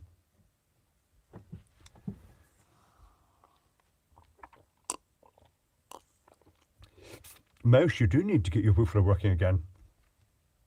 Pete Webb, good night. Sleep well. Every BC live stream an intro to Casualty. Yes, Steve Brace. Ice cream vans full of drugs. What you mean, like, DCN, when I was working in a bad area of Glasgow, putting lighting in a water tower, and an ice cream van turned up, and my mate went to get us a couple of ice creams, and they didn't sell ice creams. No, they did not. They sold groceries and stuff.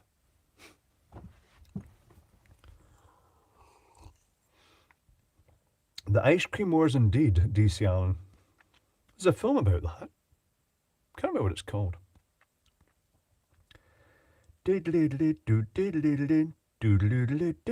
Hello, folks.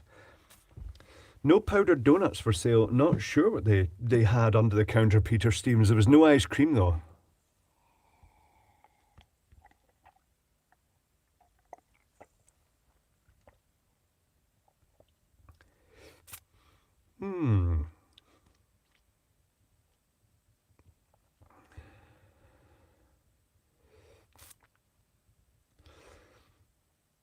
Did you get paid for sitting in the bus? Yes, Will the Cat. We did get paid for sitting in the bus. We get paid the flat rate for the day. You'd only get more money if you actually um, had a spoken part or a more premium part. Or just played a more premium part, sometimes not speaking. Good night, Kevin Hardstay. Catch you on Saturday.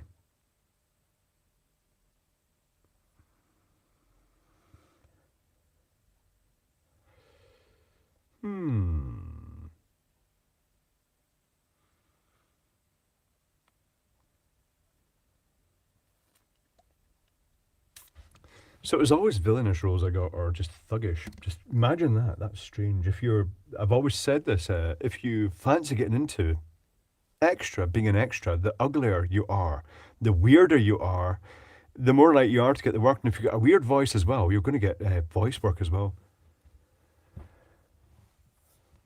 Neil McLaren says, I was an apprentice electrician with a company that rewired the flat that was burned down the Ice Cream Wars. That was the real Ice Cream Wars where they set fire to flats and killed people. Yes, this was a real thing in Glasgow. There was two feuding ice cream van tribes that targeted each other. Did you ever have a premium part? I wouldn't really say mega premium, but there were jobs I was paid more than other extras, so I suppose yes. Because I appeared for more than a certain length of time. I got so much work that I got my equity actors card within 1 year of starting doing extra work.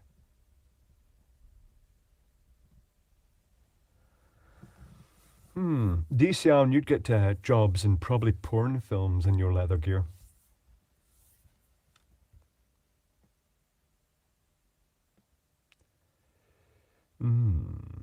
The Chipmunk, I have no upper teeth and can gurn. Can I do extra? Probably most actors don't have upper teeth as well. But no screen credit, never, ever. The only time I got a credit for doing a prop job was at the end of the sentence. That's the only one, and it was like it was a short.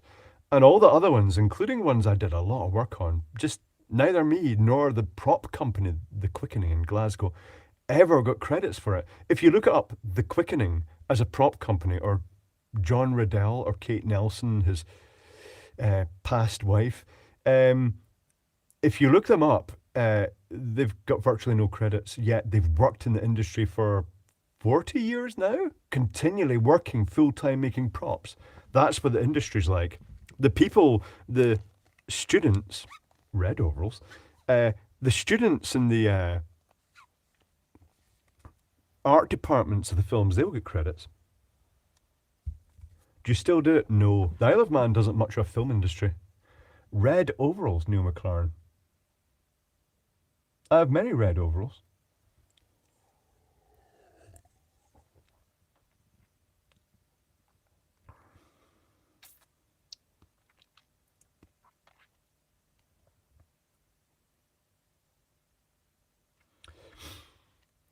Miss Pugh, there's a company in the UK called Ugly Extras Casting who do a lot of extras for all manner of video films and the like. Exactly. I mean, if you're a midget or you're particularly strange and ugly or obese, you're going to get work because they're always if everybody looked the same in a film, it would be boring. They want people that stick out. Look at actors on soap operas. Some of them have got distinctive voices or facial characteristics. That's why they've been chosen.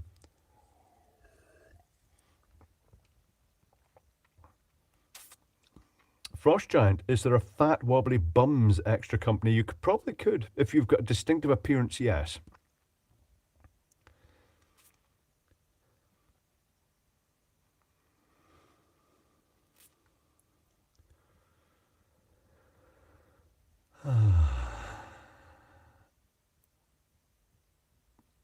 And the weird thing is, like, supposing the director says, when you hear action, I just want you to wait for 5 seconds and then just walk across the road from here over to there. And you think, well, that's not hard, is it? See, when there's a camera running in a film environment and all you have to do is walk, you suddenly become super self-conscious you're walking, and it's quite hard to walk the first few times. It's a bit weird. You end up walking in an unrealistic manner because you're trying to walk in a convincing manner. Very strange.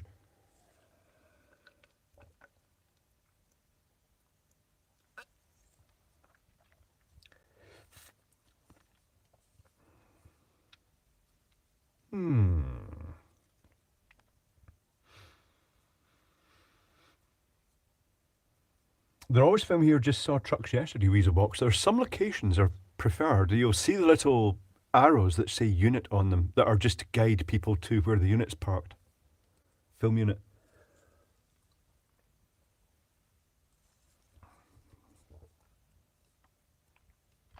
Don't recommend working in the lighting industry in films, because if you're doing location shoots, you're the first there to get out all the power set up for catering and stuff like that, and you're the last out at the end of the night. It's a long day.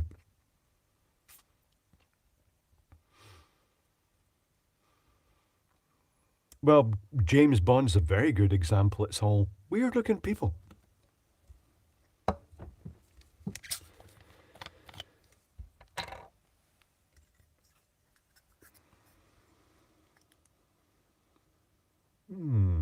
Glitch in the Matrix. What? Camera doctor?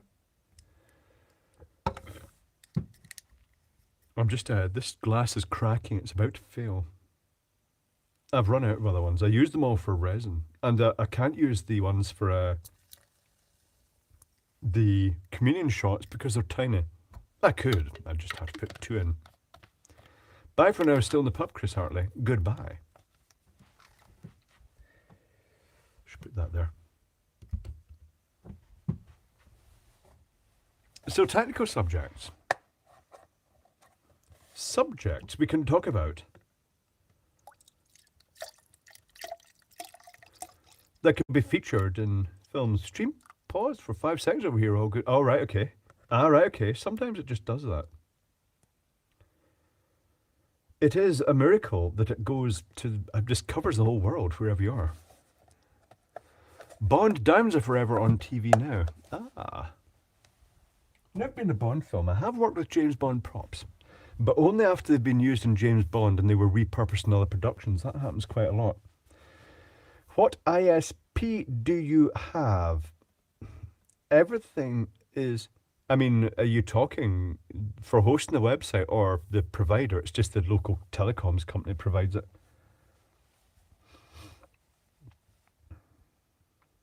It is a lock-in now, yes. Can my parts get parts? Not the moment, Will the Cat. No parts for you.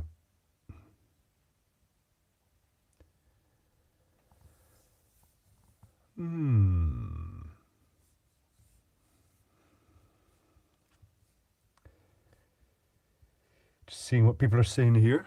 Running a conversation myself. I need something to trigger conversation. What has happened recently? What has arrived recently that's interesting? There's one, well, there's a couple of packages. One of them is showing as being returned to the sender from AliExpress before even leaving the country, and then it just stalled. It was some switches. And the other one is showing as potentially being here but not delivered yet. It's taking a while. It's the one, the E10 lamp bases. Ever played the Character AI website? If not, what character would you like to interact with? Is there plenty? I'm not really I've not come across that Bungie skunk. Who's your internet company to your house? It's just the local ultimately, everything out of man comes via Manx Telecom, but is sometimes dished out to different subcontractors.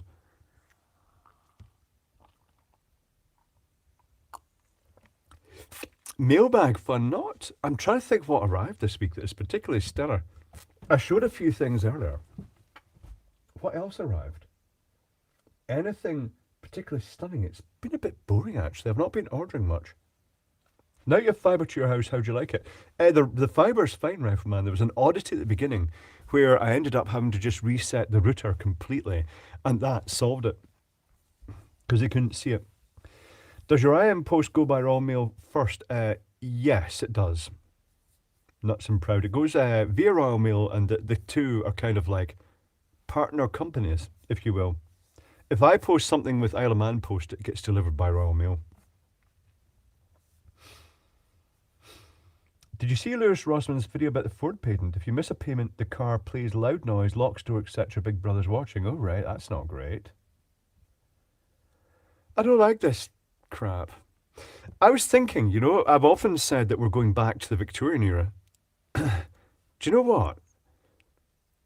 How many of us are in debt with mortgages to the point that, you know, that you've got no choice but to work? And it's probably worse off now with that ongoing debt than people were in the Victorian era.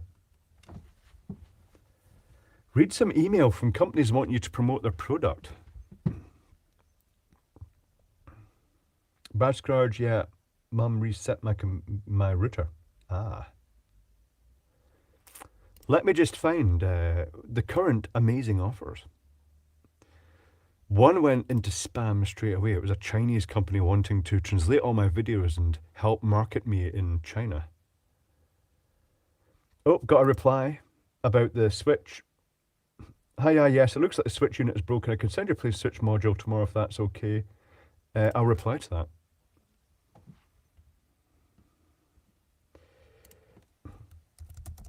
That would be ideal. Thanks. There we go. So it's not the whole unit, it's just the switch module. Okay, well that was an easy resolution. I sent pictures of the broken switch. Give me a second here. I'm just going to email and finding. Delete them.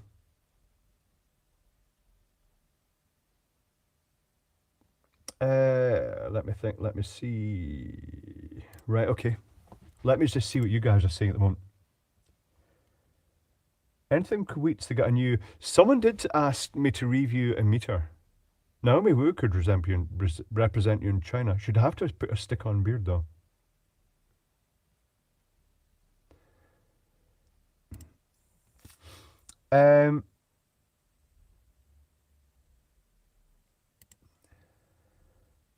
Hi, here's an encouragement for you to find out what these scriptures say if you haven't before. Realize that you have sinned against the Lord God and what the wage of sin is. Lovely. And there's a YouTube channel called Living Waters. They talk to a lot of different people. I'm sure you can relate to it somehow. Well, I'm a sinner. Well, that's me screwed. And delete. What? NordVPN? No.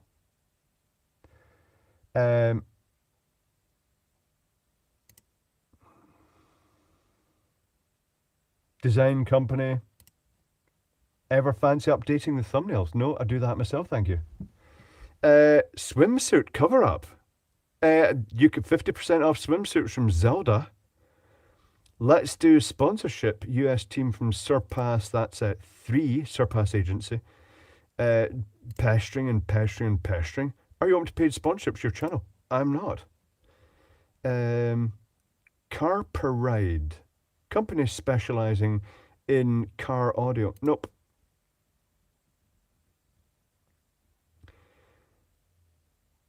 What? Jelly Smack. Any chance of 30 minutes to explore acquisition opportunity? Jelly Smack? No. Not one moment. No. Influencer review of AA or AAA battery charger? Nope. Power stations, jump starters, collective activism, vism will benefit your life planet. One shoulder swimsuit. Zelda is definitely pushing the swimsuits. Yeah, lots of stuff.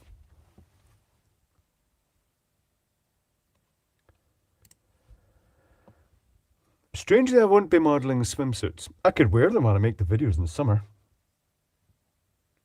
Did you see the video of the USA man who put a 220cc motorcycle engine in his Honda car? I think I did, actually, nuts and proud. It was very noisy sounding. And not very fast.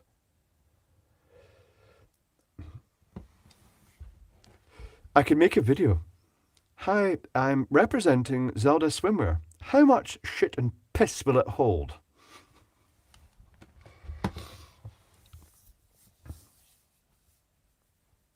No EcoFlow. Oh, the EcoFlow. But which was the EcoFlow? Was that the magnets? Or was that something else? I probably had EcoFlow. I could search for it and probably find it.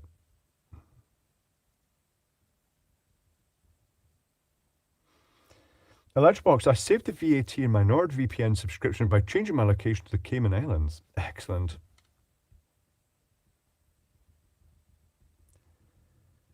The wages soon is about 55 pence an hour. That's not very good.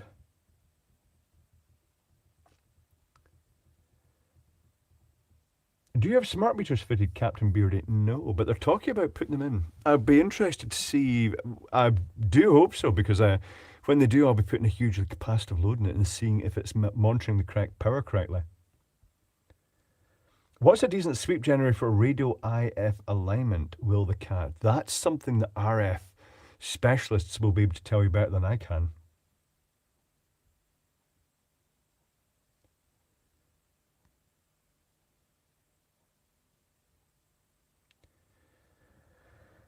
Hayabusa engine, a Leyland minicar. Not sure about these.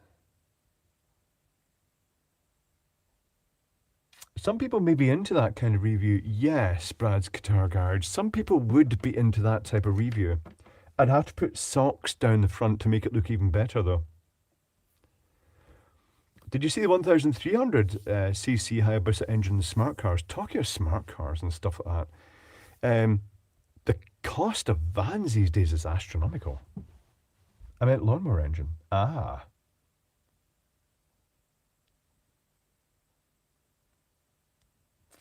I don't really follow the engine things a lot. I saw the little electric vehicle being imported from China, plus the shipping charges, which cost more than the unit. I have been asked to promote makeup in the past too. Let's see, who's saying that? Top End Spoonie, I did get asked if I could review a handbag with matching makeup set. How much piss will the handbag hold? Oh, here's the makeup. Let's put it all over my face.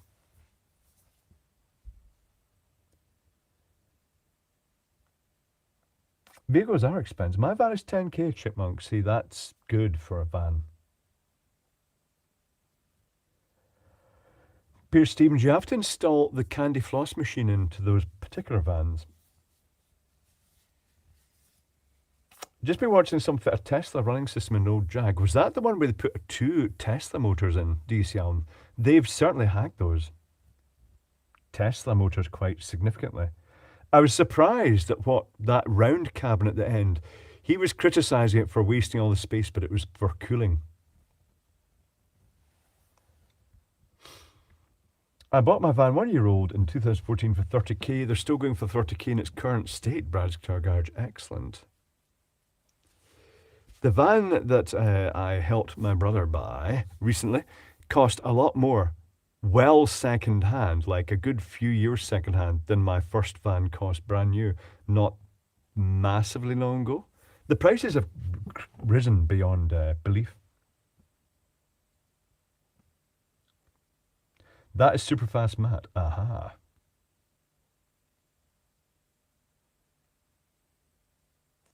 Thing is, when you build a custom electric vehicle, you're basically prototyping a whole vehicle, aren't you? And it's never going to be compliant.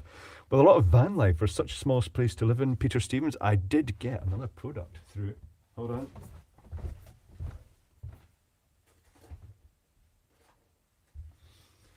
One for the van lifers.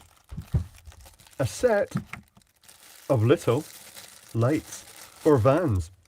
12-volt lights, quite neat. They're based in a circuit board surface mount LEDs and a lens, separate lens in front. But when you clip this in, I don't see an easy way of getting it back out again. When it's clipped in, it's in. I think it might separate from the plastic at the back with enough force. But it's an interesting approach, very simple. No fancy electronics. Not that I've come across yet. There might be fancy electronics in here. That'll be taken apart in a video. Because I do appreciate that a lot of people live off-grid, and 12-volt lighting, that's why I often include 12-volt hacks for some of the other lights. It's useful. My neighbour bought a new Transit almost 2 years ago, and the garage is still not giving them the V5 because they don't want him to sell it for a profit. Ah. Mouse, that's awkward.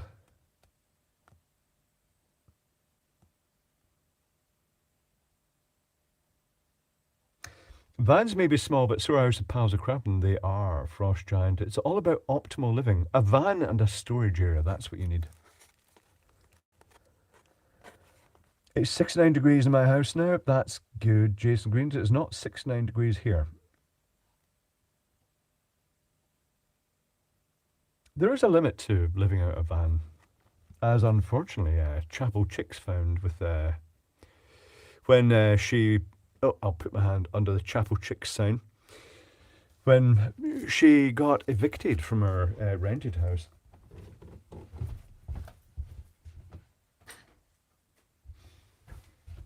I think you'd get used to it, and then you could fine-tune it and make it comfortable. 12 degrees Celsius here, and I'm just toasty right now. What are you wearing then, Mouse? It's 10 degrees Celsius here, and I'm just fine. Oh, Mr. Margee, trying to figure out how to prolong the life of small garden light solar panels, maybe using glass phone screen protectors. That might work. Particularly if it's a metal case thing, you could silicon it around the top, but you want to make sure water doesn't get in from below as well. I recently did a test and it was okay. I got a kitchen scouring pan, put toothpaste on it as a fine abrasive, and rubbed a resin solar panel, and it came up very clean. Maybe have the next Jaeger Minion to Chapel Chicks. We could have the next Jaeger Minion to Chapel Chicks. Not comfortable with a van with chickens, no, Gas Masher. It sounds a bit messy and smelly. Not just chickens though, it was a complete zoo in Chapel Chick's van. But that was her pet, so that's fine. So it wouldn't really feel like a zoo.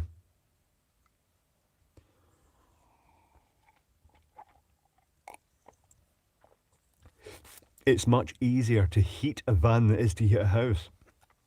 And you can just move it. There's certain roads locally that are just basically camper vans end to end all the way along the road. Some people living in them. What do you do when the van gets its MOT? You take it in and get it MOT'd, Raven Looney.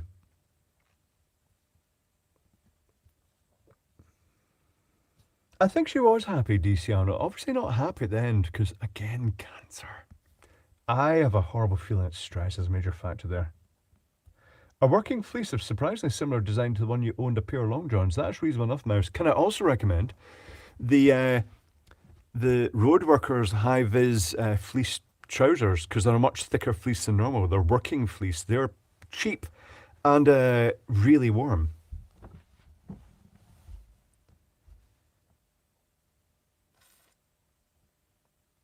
Indeed, Peter Stevens. At one point, I will actually put the bracket in and put a diesel heater in here with the fuel tank outside and the air intake outside, so it's all a closed loop inside.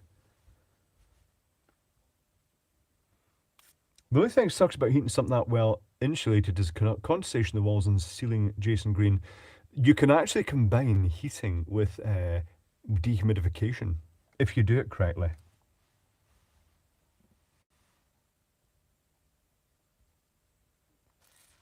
Then again, it's so easy to heat, you can also arrange to have a bit of airflow.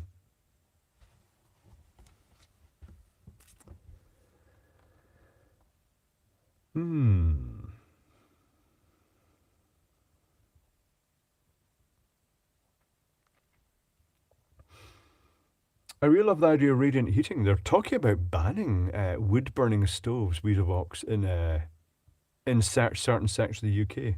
Diesel heaters are very noisy, Jerry BVR. They don't have to be noisy, particularly if you vent the exhaust outside, but they have the fan in them.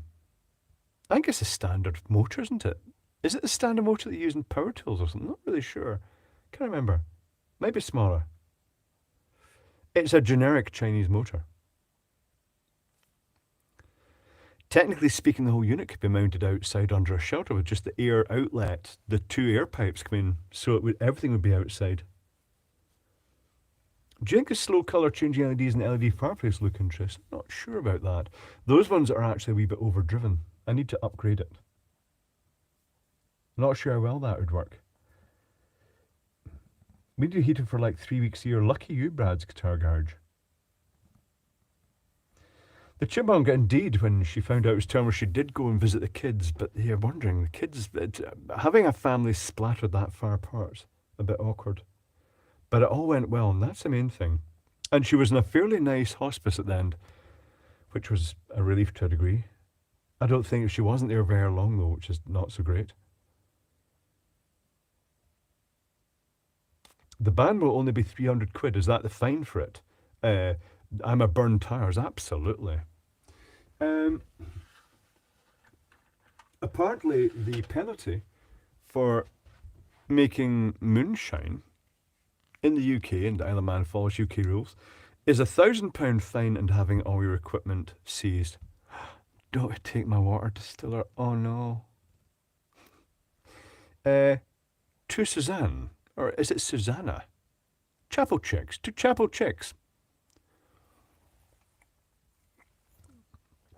For leading the life that she wanted to lead as a truck driver.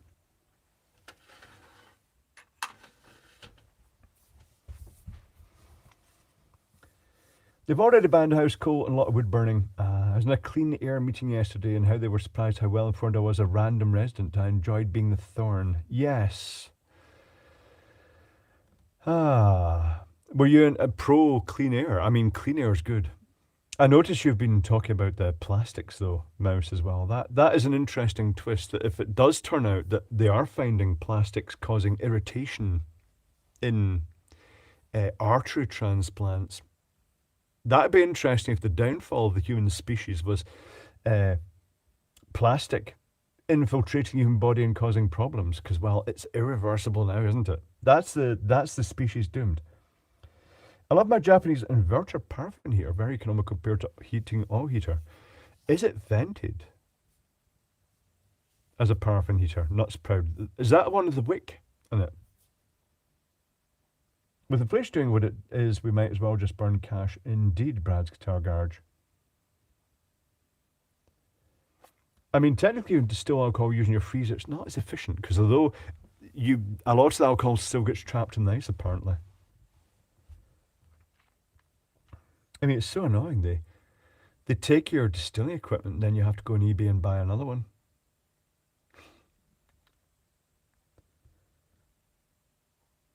I do see many people turn to wood to heat their homes. It's like we're going backwards, James Hull, because, well, and the government will clamp down saying you're not allowed to harvest wood. I believe you're not allowed to take it yourself from woodlands, even if it's fallen wood. It's not your property. That's very strange. Strange times, Victorian times. It's a self-contained unit in the room has, all right, okay, but that means, does it not make a paraffiny smell? If it's not burning optimally, it'll make the place stink.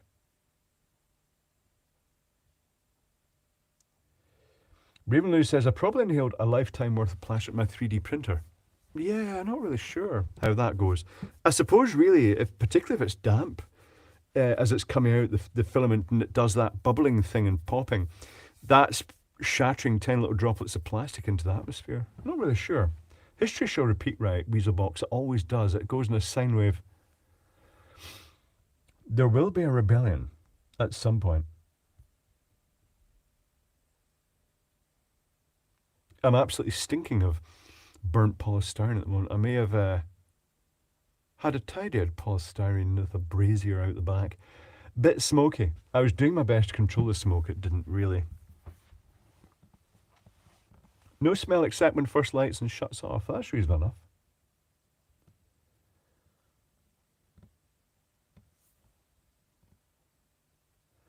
Jerry BVR being forced into E10 petrol from next month. Makes good sense to burn more or less efficient fuel to save the environment. Yes. Peter Stevens just installed 3 heat pumps with government giving almost 50% rebate, so no wood for me. Main thing is, were they installed well? Because a heat pump relies on proper installation to be properly efficient. A faulty heat pump can actually be burning loads of power and generating, well, only heat at the compressor itself. Post 10 channel has switched to wood heating. Bungie Skunk. The wood heating is an advantage. The wood burning stoves are lovely. They give off a really solid wall of radiant heat. They're quite nice. And it is a nice smell. I get it a lot locally because there are lots of people use fires and stuff. They've got oil burners as well for their heating, but they have a real fire just for, well, character. Sine wave, not a cycle of circle. Well, it follows a sort of peak of corruption, then it's like complete opposite, and then it's like peak of corruption again. It's just wavers between them. And it seems to slow as it gets to the top because people are less gullible and they're not taken in by the lies that were at the peak of acceleration. And then it starts going the opposite direction, then gains momentum. It is a sine wave.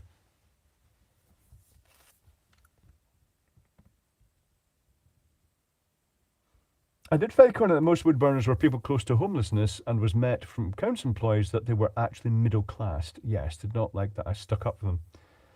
Ah. Yes, council employees. NPCs, non-pivotal characters. Dradu and Ruby, the quiet stream is pleasingly quiet and laid back. The chat isn't whizzing up in the same way. Some houses up in the Highlands trialled heat pumps and they were using too much leck and were highly inefficient, Eddie Munster. It's all down to the quality of installation, but I'm not totally convinced yet. The same thing, there are companies here in the island pushing heat pumps and solar panels. Their only interest is making cash. They're putting their labour through the instant training in these things. You're not going to necessarily get a good installation. And the people that are sticking up for them and saying, oh, I've got solar panels, they generate lots of power. And all you have to really consider is how your solar garden light's doing. They're not really generating much power, are they? No, it's not the right time of year to be generating power with solar power. It's nothing compared to summer. They last a long time, though. Here in the Isle of Man. Didn't we cover this in the last one? They last a long time. Motherfucker, I forgot to get milk on the way to work. Brad's Guitar Garage. Creamer as a last resort. Oh, why am I getting this out? I've not even finished drinking the last one. Alcoholic problems.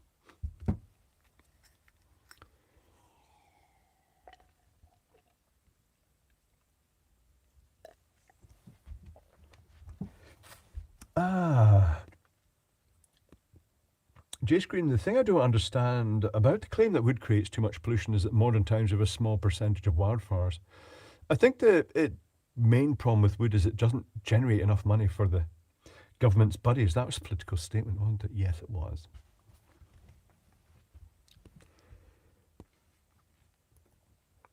Installation like air leaks? No, it's the quality of the installation of how the refrigerant is sealed properly, and if they introduce moisture, if they vac it out properly, if they nitrogen purge it, if it's not one of the self-contained ones. A lot of the ones that are easy to install because they're pre-charged, and you break a seal when you screw it on. You leave the pipe pretty much the full length. If you ask HVAC engineers, they're sick of getting called out to those to fix them because the people that installed them were just banged them in. How do you charge an EV if you live in the 27th floor? No problem, Frost Giant. You plug it into the nearest lamppost where a labourer has slapped on a new cover over the lamppost, which just taps into the power coming up.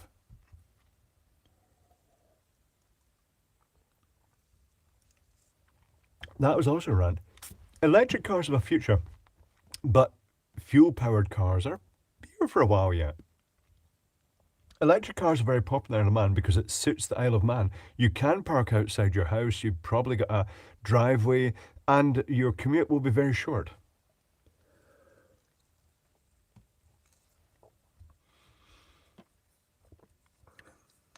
It is literally carbon neutral. What would? That's reasonable enough, the chipmunk.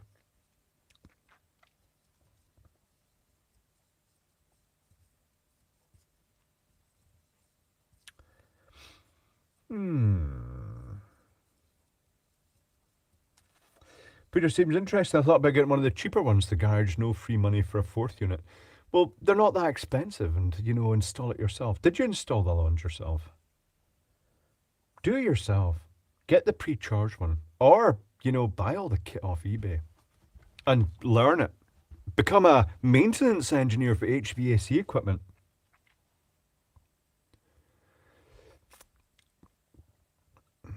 Good luck, charge a car in Old Terrace Street. There are places you can park and charge, but they have to resolve that first. It's not suited to everybody. The government is not based in science. They're just NPCs. That's my favourite thing. Have you noticed that I'm calling the government NPCs, non-pivotal characters? Although, ironically, if I was in a video game, I'd probably be an NPC too. I'd be probably one of the rednecks in Grand Theft Auto. Mainly so I could wear overalls and have a beard. And male pattern baldness.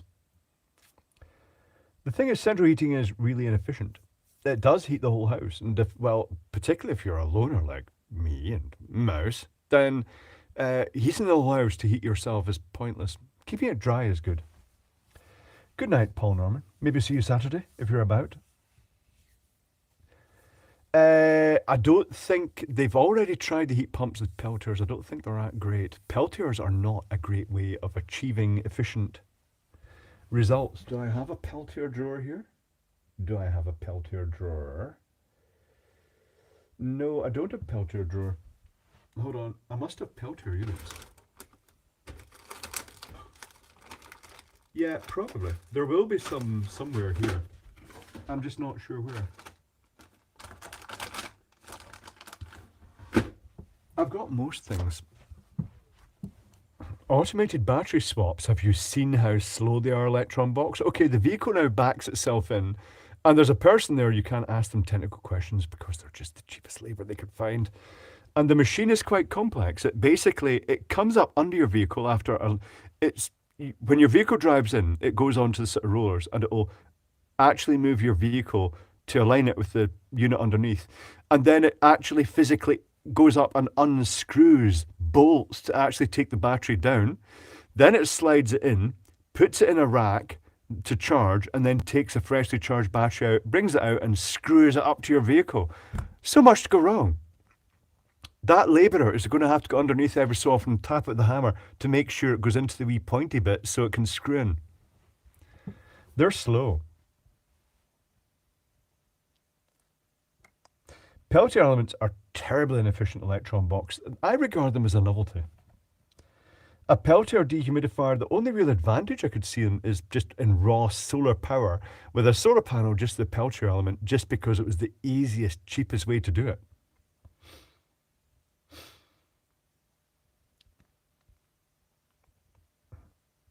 And that's not the Tesla thing that's doing the battery swap. It's another brand of car. I think it's Japanese, not really sure. Behind in the wet, indeed, DCR. So it's a vending machine for car batteries, indeed.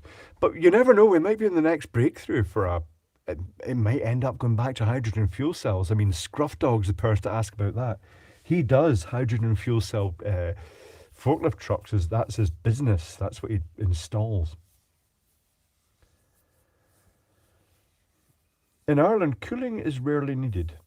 Yes, Jerry BVR. In Isle of Man, cooling is rarely... In Scotland, cooling is rarely needed. Cooling is rarely needed.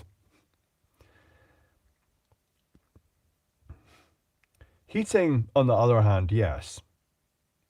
Scruff Dog, I dabble. I've heard you dabble. When the hydrogen, conversion, kind of interesting. Do you get to keep any bits and take them home for a hydrogen conversion? More moonshine. That means Scruff Dog's got this on the background. Beard's looking good, by the way, Scruff Dog. I did initially tune into your live stream, the audio. You have to resolve the audio issues, yes. That happens a lot. I put this here. Get more cranberry. More cranberry. Because that, by adding fruit, that's one of my 5 a day. One of my 5 shots of moonshine and cranberry. Low level moonshine cranberry. No more than a shot of vodka. But a lot cheaper. Because it only takes a bag of sugar to make a full bottle. Actually more than a full bottle. I reckon it'd make over a litre. At 40%. No, I never really tested that. It's not something I can really put on YouTube, is it? It's the fun of it. It's science. Scruff Dog, you're using OBS. So you can have multiple shots. What about one of those, is it Black Magic video things that kind of takes all the hassle out? Dave did a review. I was tempted by one, but my bench isn't suitable. It'd be like, Here's looking down the bench. Here's looking at my face with a bad backdrop. And here's a pile of clutter either side.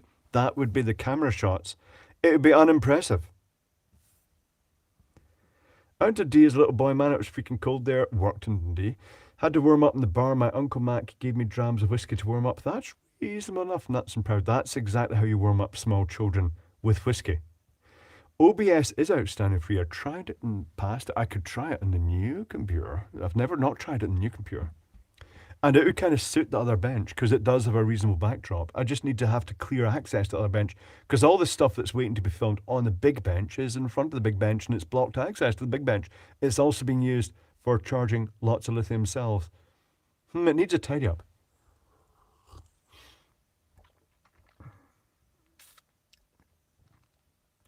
Brad's Garage, OBS the way to go. I was thinking about getting a switcher. The Blackmagic one looks pretty good. It's evolving as well though, isn't it? Is it Blackmagic? I think it's Blackmagic.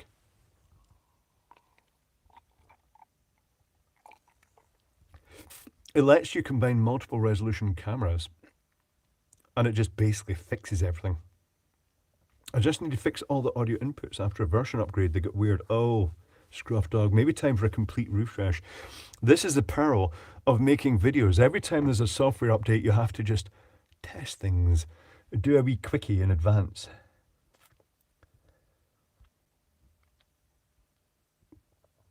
Dave Ward, a close friend who built a 2,500 square foot home, is 6 mini splits in it. He's an electronics engineer, so sends trigger the pumps only when the room is occupied. That's reasonable enough. Weezerbox, babe, you need to build a show bench or some sit-in garage. Absolutely. I need a bench where I can sit it and be authoritative, like now, but not really. And actually do technical things and talk to the camera for a while and then go to the bench again. That'd be great. That'd be a good setup.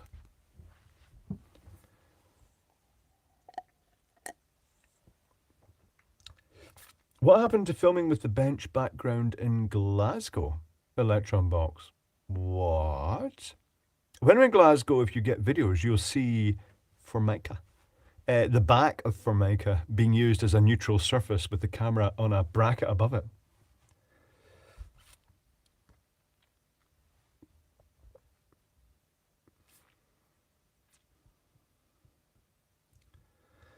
And we're back in the room, says Chris Hartley. What?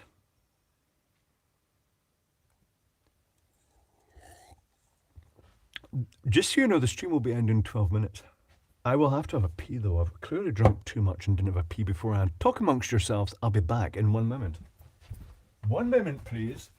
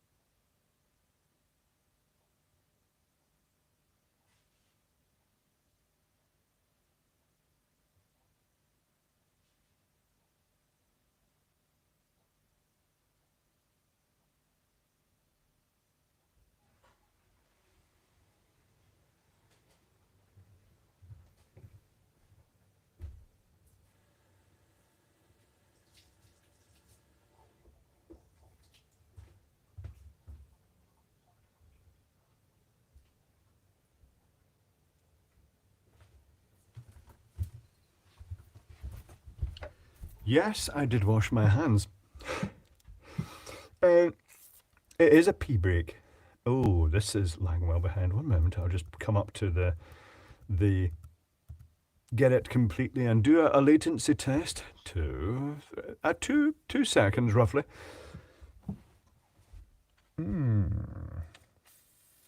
That it was a long P mouse. It was a very long P. I do have a high capacity for liquids. Um, so you may have noticed this isn't really going to affect you guys because you're Patreons, but I'm contemplating testing putting some video adverts in my videos, but at the point that it goes, 1 moment please, and then that hides an absolutely mass amount of time actually reverse engineering stuff and taking it to bits and drawing the circuitry out and taking photos. So that's the point the advert will go in.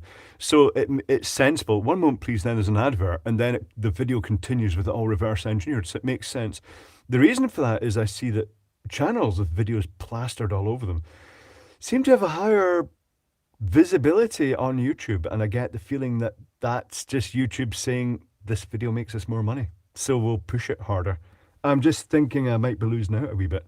I am surprised, very surprised that I'm even closely approaching 1 million subscribers, because I don't ask people to subscribe. Maybe I should ask them to subscribe as well. Adverts, you won't ever see them, Jerry, because the patrons get it completely advert free anyway.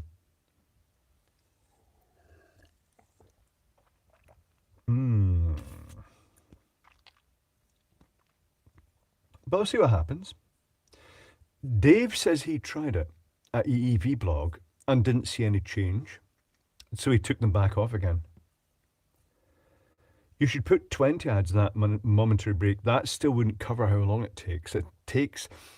That could be the break when I say 1 moment, please, which is based on the old telephone operators in the UK. Please hold caller. 1 moment, please. I'm putting your call through.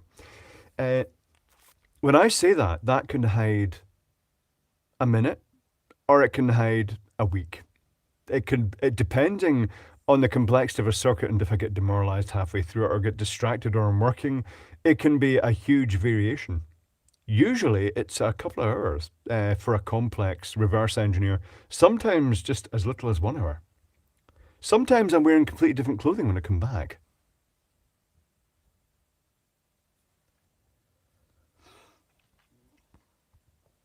I never thought I'd reach 1 million. To be honest, Talking Effects, if you want to use an ad blocker, use an ad blocker.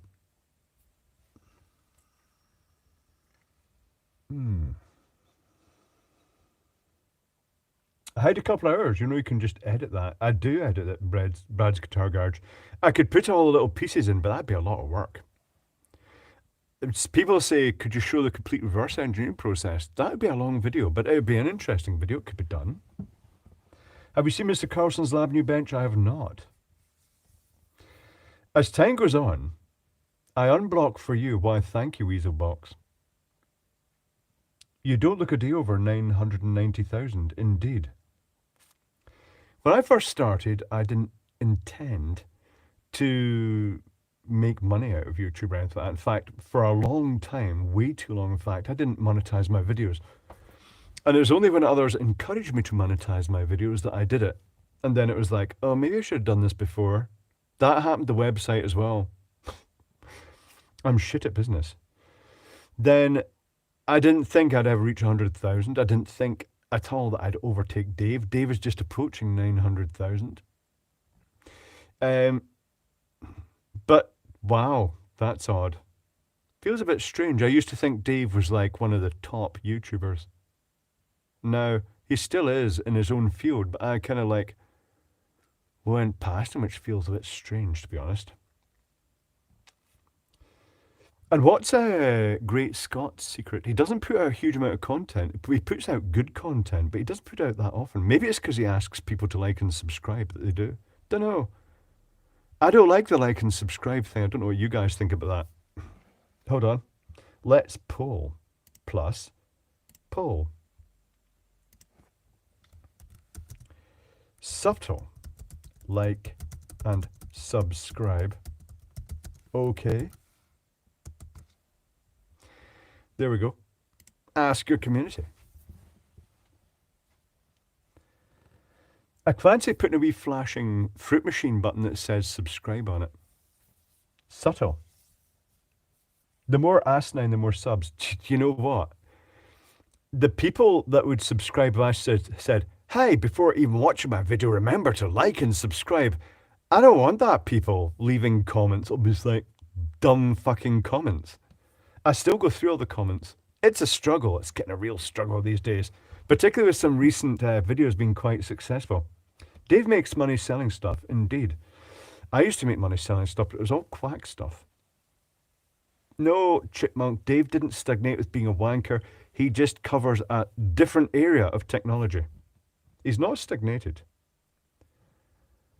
Fruit Machine winning? What? Weezabox? Yeah, the subscribe and clang clang ring the bell is kind of just cheesy.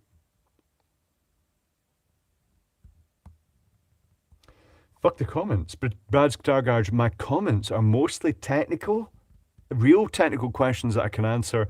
I couldn't really deal with. Dave is a good guy. Dave is fine, absolutely.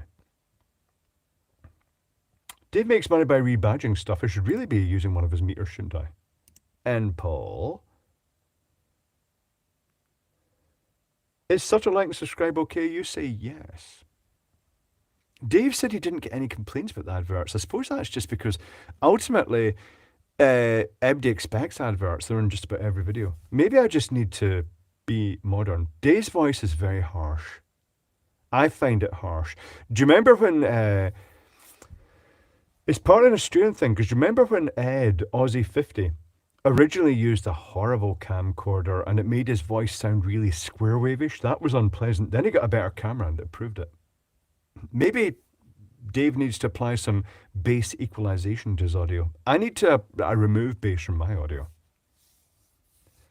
I'm happy with a heart and a comment. That's mostly what I can give DCN, but it shows that I read your comment and appreciated it. If I didn't leave a heart in the comment, it means I was going back to it later, or I didn't appreciate it. Maybe even delete it. But I'd try to reply to as many people as possible, but you couldn't imagine how many hours it takes every day to actually go through the comments still. So I don't want lots. I don't want Electroboom comments where it's just people going, let them fuck themselves up. Which is quite what a lot of them are.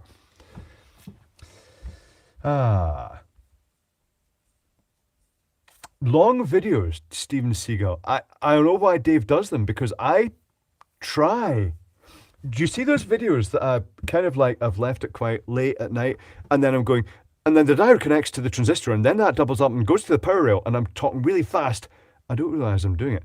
I'm trying to get the video as short as possible, but I want to get all the technical information in, and people don't want that. You know, there's that channel, What's Inside. They fucking take a hacksaw or a chainsaw, and they cut it in half, and they go, oh look, there's a circuit board, and there's a motor, and they got billions of views. Fuck them. Bastards. Me. I put up a video about fucking Dolce Gusto coffee pods. I'm ranting now, by the way, just in case you hadn't noticed.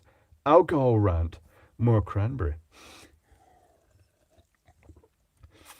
I make a video about Dolce Gusto coffee pods, and I make a video where I reverse engineer an entire circuit. The Dolce Gusto coffee pods got lots of views because more people are into Dolce Gusto coffee pods. Gusto. Or what about the little tools I took apart? Aldi tools I took apart. The dual voltage. The reverse engineering of the battery. Fucking hell, that was so hard. The reverse engineering of the charger was fairly hard as well. But initially, I was in Glasgow and I thought, I don't want to take this power tool back in my luggage. So I'll just do a rough reverse engineer now of the mechanics. And I took the gearbox apart and there was like 2 cogwheels and a fucking motor. And that video outperformed all the other ones where I did the reverse engineering of the circuit boards.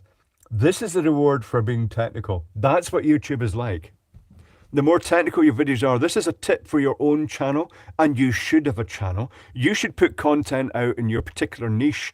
The simpler you keep it, the more characterful you keep it, the bigger audience is going to be. The more technical you are, the more specialist you are, the smaller your audience is going to be. There's no reward for adding technical content.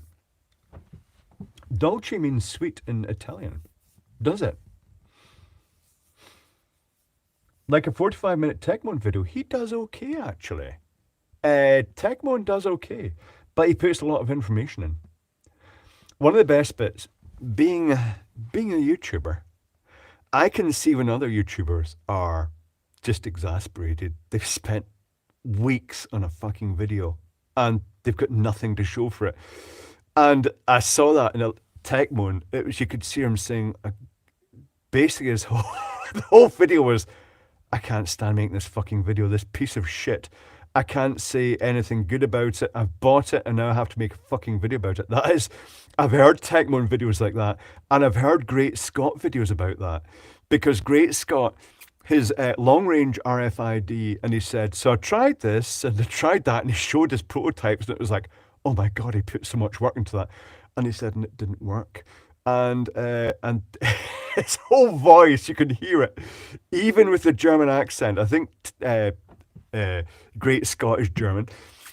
Even with his accent, you can tell that what he's basically saying is, I just wasted a shit ton of time in this video and have nothing to show for it. I know the feeling. I miss the puppet show. He should do the puppet show, but you know, he should do it rude. Have you seen Randy Feltface? That's how he should do the puppet show. Just absolutely let rip. Me and a puppet would just be censored, probably, actually. It would be Randy Feltface. I get like that towards the end of a multi-part restoration video. Yeah, Brad's Guitar Garage. So much time, so few views. That's what happens. Make a video of something really dumb and it TikToks and boom, you've got loads of views. It is real life, Weaselbox. The harder you try, the less the reward is.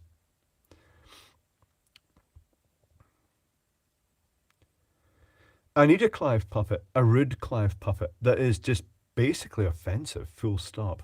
Look at the time. I didn't realise how the time's going on.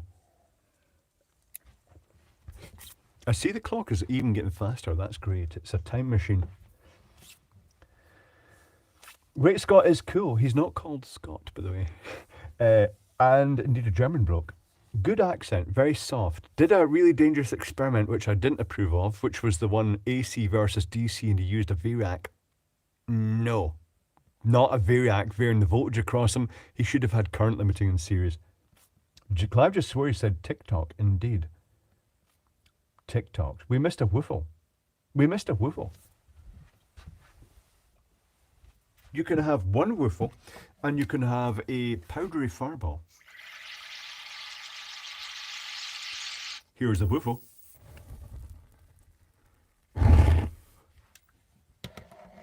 And here's the fireball. Co-op's finest fireballs. They're whumpy. Turn down your bass right now. Oh, it's burning off the... Oh. That's quite whumpy. That is impressive. And you can feel the heat in the back of the... Maybe burning hairs, actually. Interesting. But anyway, now I've had my rant and told you the secret of success is to be dumb. Oh, that's the future. That's honestly what it's like. I'm glad to hear that AI has turned out exactly as we predicted. AI has turned out to be a Karen. That was predictable. Very impressive. But in the meantime, we're coming to an end of the stream. Top tips for starting your own YouTube channel if you've not gone already. Don't worry about the fact your voice doesn't sound right because nobody else hears it the same way you do. Don't worry that your content doesn't look great because nobody else sees it the way you do. Your own worst critic. Just get this stuff out there and learn how to use your camera equipment as you go along, and don't make it too hard for yourself. Don't get involved in too much editing. It just makes life hard. You can use your phone to do the whole damn lot. So until Saturday, look at Rude Guy for a good giggle. I'll maybe look at that then, Jerry BVR. But until Saturday, have a good day or two and chill out, and I shall see you on Saturday. Saturday is going to be at the NBC. Not sure what time it's going to be. Hold on, just give me a second. I'm just going to see what the others are saying on Farcebook. Hold on. There is a comment from. It's loading. The Manx Beard Club. Active now, apparently. Not got a fixed time, but I've suggested that we start at the normal time, but double check just in case it starts early, because sometimes June just kind of wants it to start earlier. And if that happens, then we will start earlier. But we'll see what happens. I shall get in touch with them again and see if that time suits them. They've not replied. But it will be from June's, and we might be eating dumplings, I'm not sure. June keeps changing the rules here. And probably drinking martinis like James Bond. Shaken, but not stirred. So until Saturday, I shall see you then, and have a good couple of days. Or day, even.